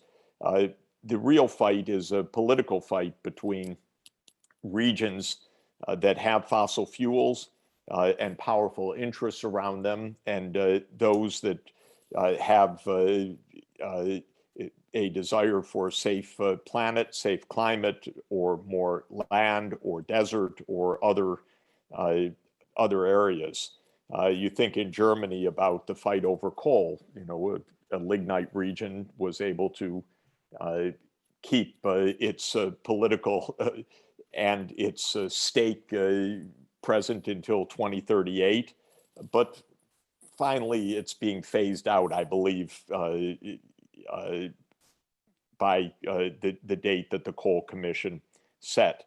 In the United States, we're in the middle of that politics right now. Trump is the old guard, he's a reactionary, but the oil industry is largely going out of business in any event because of Saudi supplies and because the desire to move forward combined with the lower costs of wind and solar are sufficient.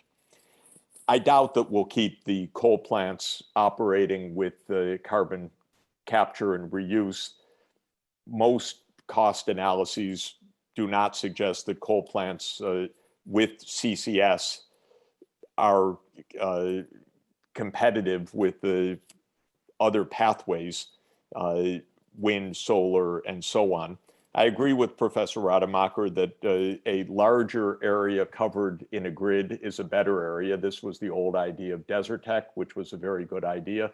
It's the idea of global energy interconnection of China. The GuideCo idea, which is that by connecting deep pockets of clean, low-cost renewables, especially solar and wind and hydro, we end up with a lower cost global energy system. And this is a smart and correct idea. To my mind, what it comes down to is not assertions of one technology or another, but careful modeling of alternative kinds that's constantly updated with the new learning of technologies and massive demonstration efforts to test and learn about the different pathways. So this is a kind of technology and spatial analysis that needs to be combined. When we do that in the United States, we find that overwhelmingly it's solar power that is the dominant low-cost provider.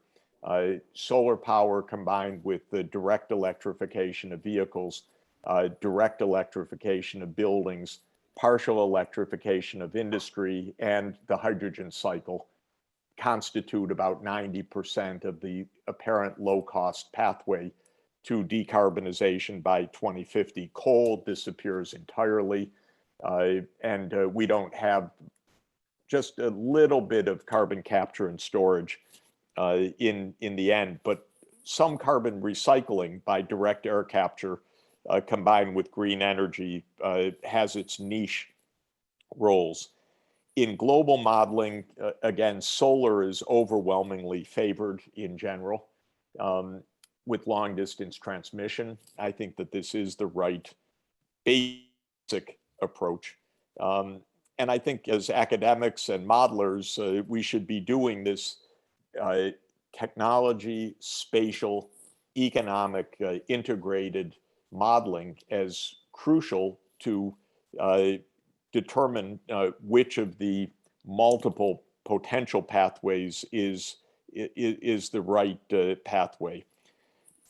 Finally, on a geopolitical level, I think it comes down to this. There are about 10 countries in the world that are the overwhelming supplier of fossil fuels. China, India, the United States, the Gulf countries, and just Australia with coal, Indonesia with coal. It's a handful of countries. They do not represent by any means the global interest, but they're politically powerful. If the United States is led by this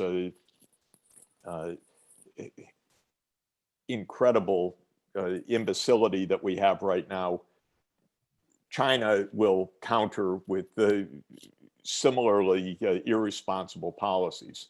If the US is led decently, and remember that Biden has pledged $2 trillion in the first 4 years for green economy, then Europe, the United States, and I believe China, because China's right on the borderline between going clean and green with its advanced technologies and its coal lobby, I think that the balance can be tipped. So I'm not so pessimistic. Maybe Professor Rademacher is not pessimistic either, because he believes that technology can bring us close, and I agree with that. I think for us, doubling down on showing what the pathways are quantitatively, spatially, statistically is crucial. We need to get quantitative in a very specific modeling methodology, I believe, in order to really point the way forward. Politicians have big imaginations and limited knowledge, and I think we can help frame and tame their imaginations through quantitative analysis. So this would be my main reactions. I think there's fundamental agreements that there are technology solutions, that they're at world level, that it's cross-border. I would put more emphasis on direct solar, less on coal, and maybe even a little bit more optimism about geopolitics taking a proper course. But again, ask me on November 4th, if Trump wins, God knows what we will do. But I may just be asking for asylum soon. That would probably be the most likely scenario. Thanks. Hans-Josef, do you want to say comment, or should I invite questions from the audience here? We have very qualified people attending here. Yeah, we asked the audience, and I thank for the remark of Professor Sachs, and we asked the audience. Well, I'm grateful to both of you. So may I put the first question? Go ahead. Nice to see you, Eden. Hello, Jeff. How are you? Very good. Thank you very much for the very nice presentations, both from you and also from Professor Rademacher. I fully appreciate with the aspects that it should be a balance between, let's say, technology developments on one side and on the other side, this discussion can take forever, and we have mentalize distinguished speakers in the field, in the world. So I'm very please, honored that I can address you. Oops, sorry. We have two speakers. I'm not sure who's speaking. So can you hear me now? Yeah. So I was just saying that.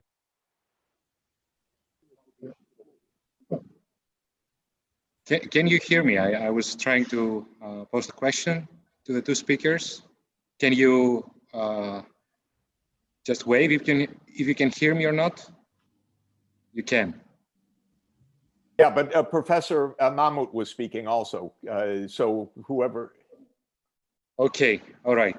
So Professor Mahmoud, if you allow me, just because I changed my seat, and then you go ahead. Please go ahead. Okay. So I was just saying that, you know, we are all very honored to have two such distinguished speakers with us, and we can talk about these issues for hours, days, and weeks, and still maybe disagree in our agreement. But I would like maybe to ask a question, or maybe even promote the discussion a little bit. I would tend to agree with Mr. Radermacher that direct electricity cannot play such a significant role, because you most want it when you don't have it. So we need to store this energy somehow. And I think liquid and gaseous fuels are a very good storage for even direct electricity. So it's a matter of words here again. But having said that, in the German strategy about these synthetic fuels, maybe you already have it, but I would like to propose one more dimension. And this other dimension is water. When we talk about Africa, what will definitely help this, the citizens in Africa is not just energy that we will consume somewhere else, but it will also be water that these people will benefit directly and in situ. And I think it's a very good argument to introduce these high power sources in Africa, to also bring clean water that will create, you know, new wealth for these people there. And I don't know how much you promote this in your strategy of approaching these societies. Yes, desalination, clean water, as you've said, creating new forests, but also, you know, producing water for the local society. So my, let's say, recommendation or idea would be to also more put in the agenda the clean water for the local societies in order for them to support clean energy. Thank you very much. I suggest we get the question of Eden Mahmoud as well, and then ask Hans-Josef Rademacher and Jeff Sachs to comment. Thank you. Thank you very much, Professor Musiopoulou. My question was coming from a remark that I made this morning during my presentation. And this is the fact that the technology developments are in some sense sliding from sustainability. So the more developments are done in technology, they are much more related to a sort of an economical model that has to close the loop in some sense to produce, let's say, added value for those who invested in that technology. And in this way, the gap between the developed countries is continuing and extending.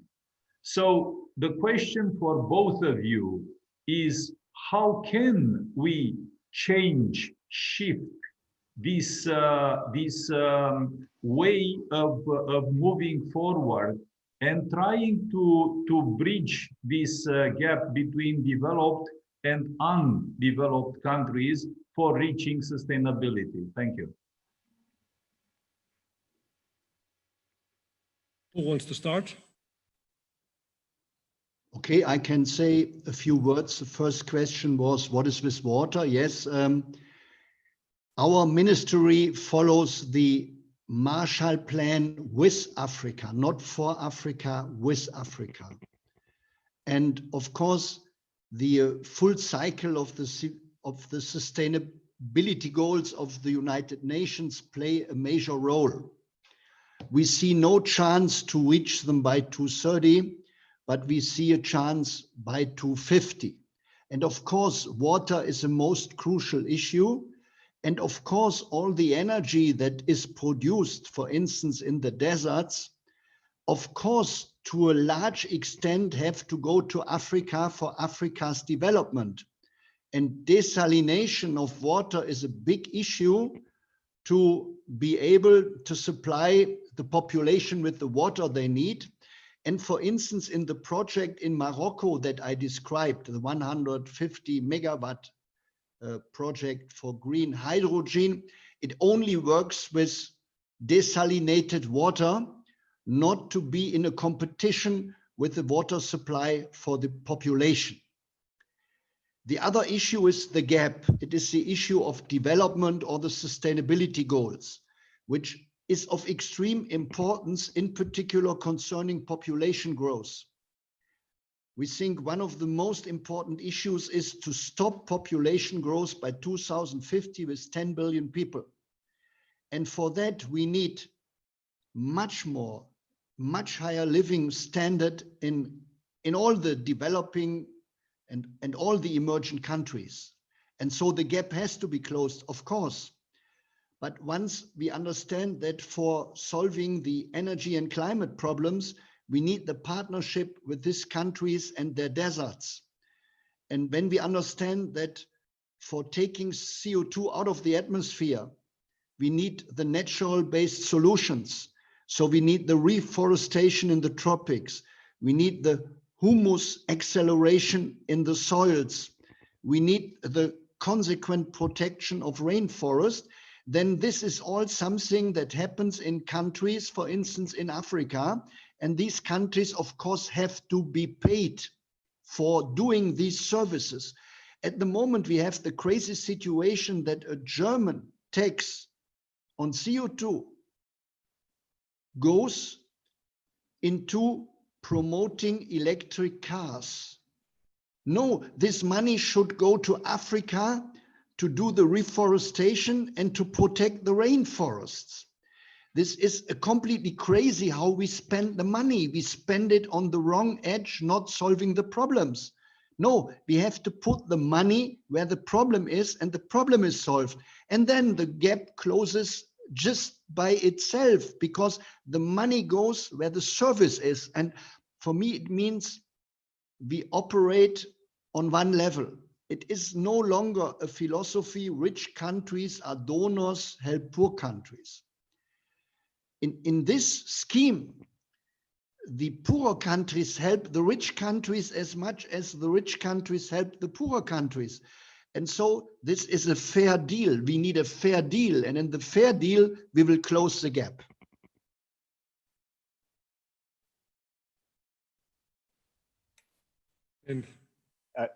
Let me, if I may, make a couple of comments. Again, I think a question is, the right pathways to different objectives. When it comes to electrification, again, in the US context, for example, but I think it's more general, moving renewables to some liquids is one part of the answer, but batteries is another part of the answer. There's a lot of grid storage in batteries, grid scale battery storage that is proving to be economical and is now actually pretty routine on new solar projects. So I think the storage questions have really been reduced in recent years by changes of costs of technology. There are many paths of storage. They're getting better on multiple fronts. And it means that renewable energy and solar with storage and with a larger grid, so that there are more hours of the day that electrons are being moved by solar directly, also, of course, makes sense. On the developed country divides, of course, there are many, many things to say, but I would say one thing, which is that by far the most powerful way to reduce population growth, bar none, is help kids stay in school, period. This is the overwhelming way to cut fertility rates. And if Europe wants to help Africa to have lower population growth, then helping African kids to stay in school through the upper secondary level is by far the most efficient, low cost, high performance way to do it. Indeed, on population, Africa is the only major region of the world that is not at or about to be at replacement level fertility or below. So this is where the continued rapid population growth is. And it's the place where the kids are not in school. And they're not in school primarily because they can't afford to be in school. And so modest help from a European Marshall Plan for Africa would make a huge, huge difference in a rapid reduction of fertility rates on a voluntary basis through helping these kids stay in school longer, marry later, have prospects for jobs afterwards through higher skills. And it's the low cost, high performance way to do it. But Europe has not really stepped up in an adequate way on that. I like the Marshall Plan. The key of the Marshall Plan, by the way, was there was real money attached to it. That's why it's remembered, not because it was a nice idea, not because it was a nice gesture, but because it was real bucks that came with it. So it's got to be real euros that go with it on a large scale. The United States invested 0.5% of GDP in the European Marshall Plan for 4 years.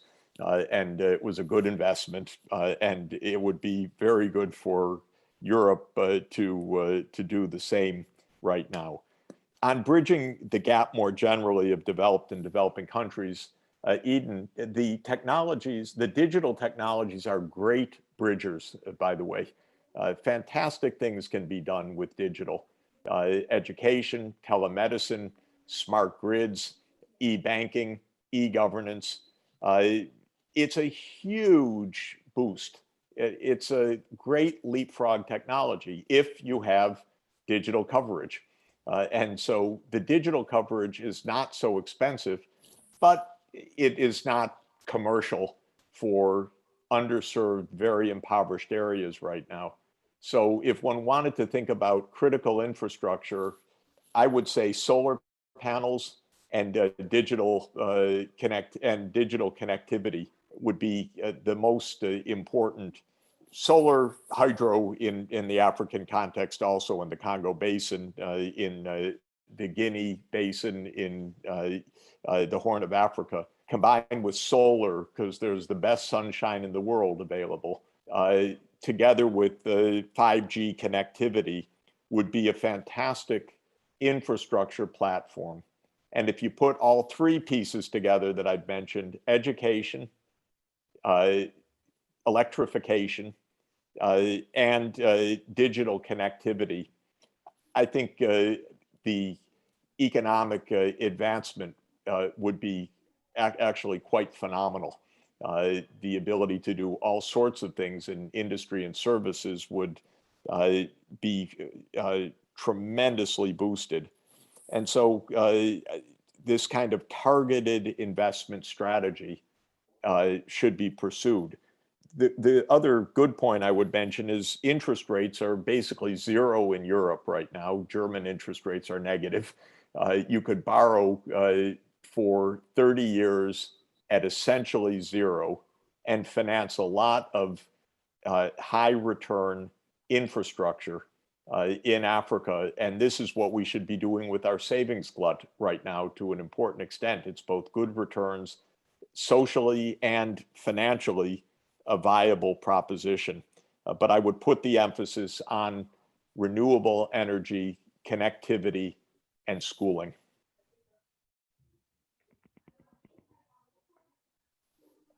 Are there any further questions from the audience? Then I pass the floor again to the chair, Nikos Theodosiou. Thank you, Nikos. Well, it's time to end this long day. We have started at 10 o'clock in the morning in Greek time, and it's already past 7 in the afternoon.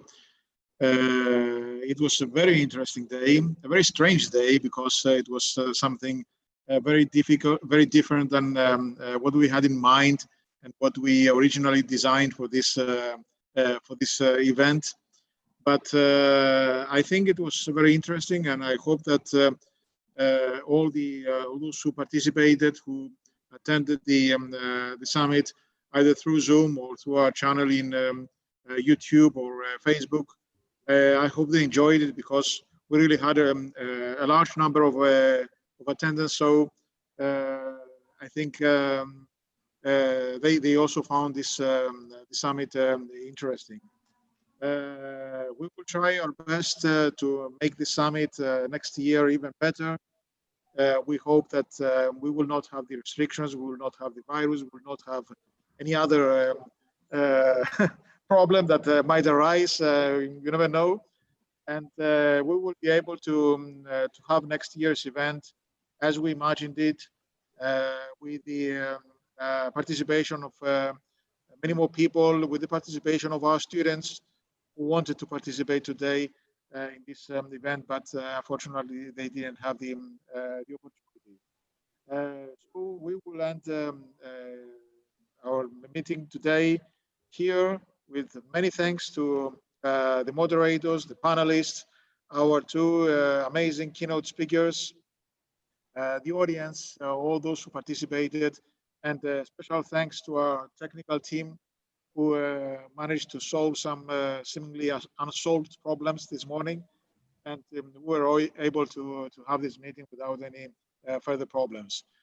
We will upload this the video of all the discussions on our website, so everyone can listen what he missed, and maybe some questions or points of discussion may arise.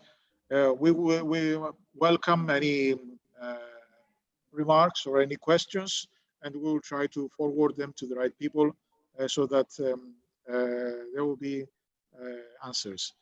Thank you very, very much, everyone, for everything. It has been an amazing day. Thank you very much. Thank you. Thank you all. All the best. Thanks a lot. Bye-bye. Great to be with you.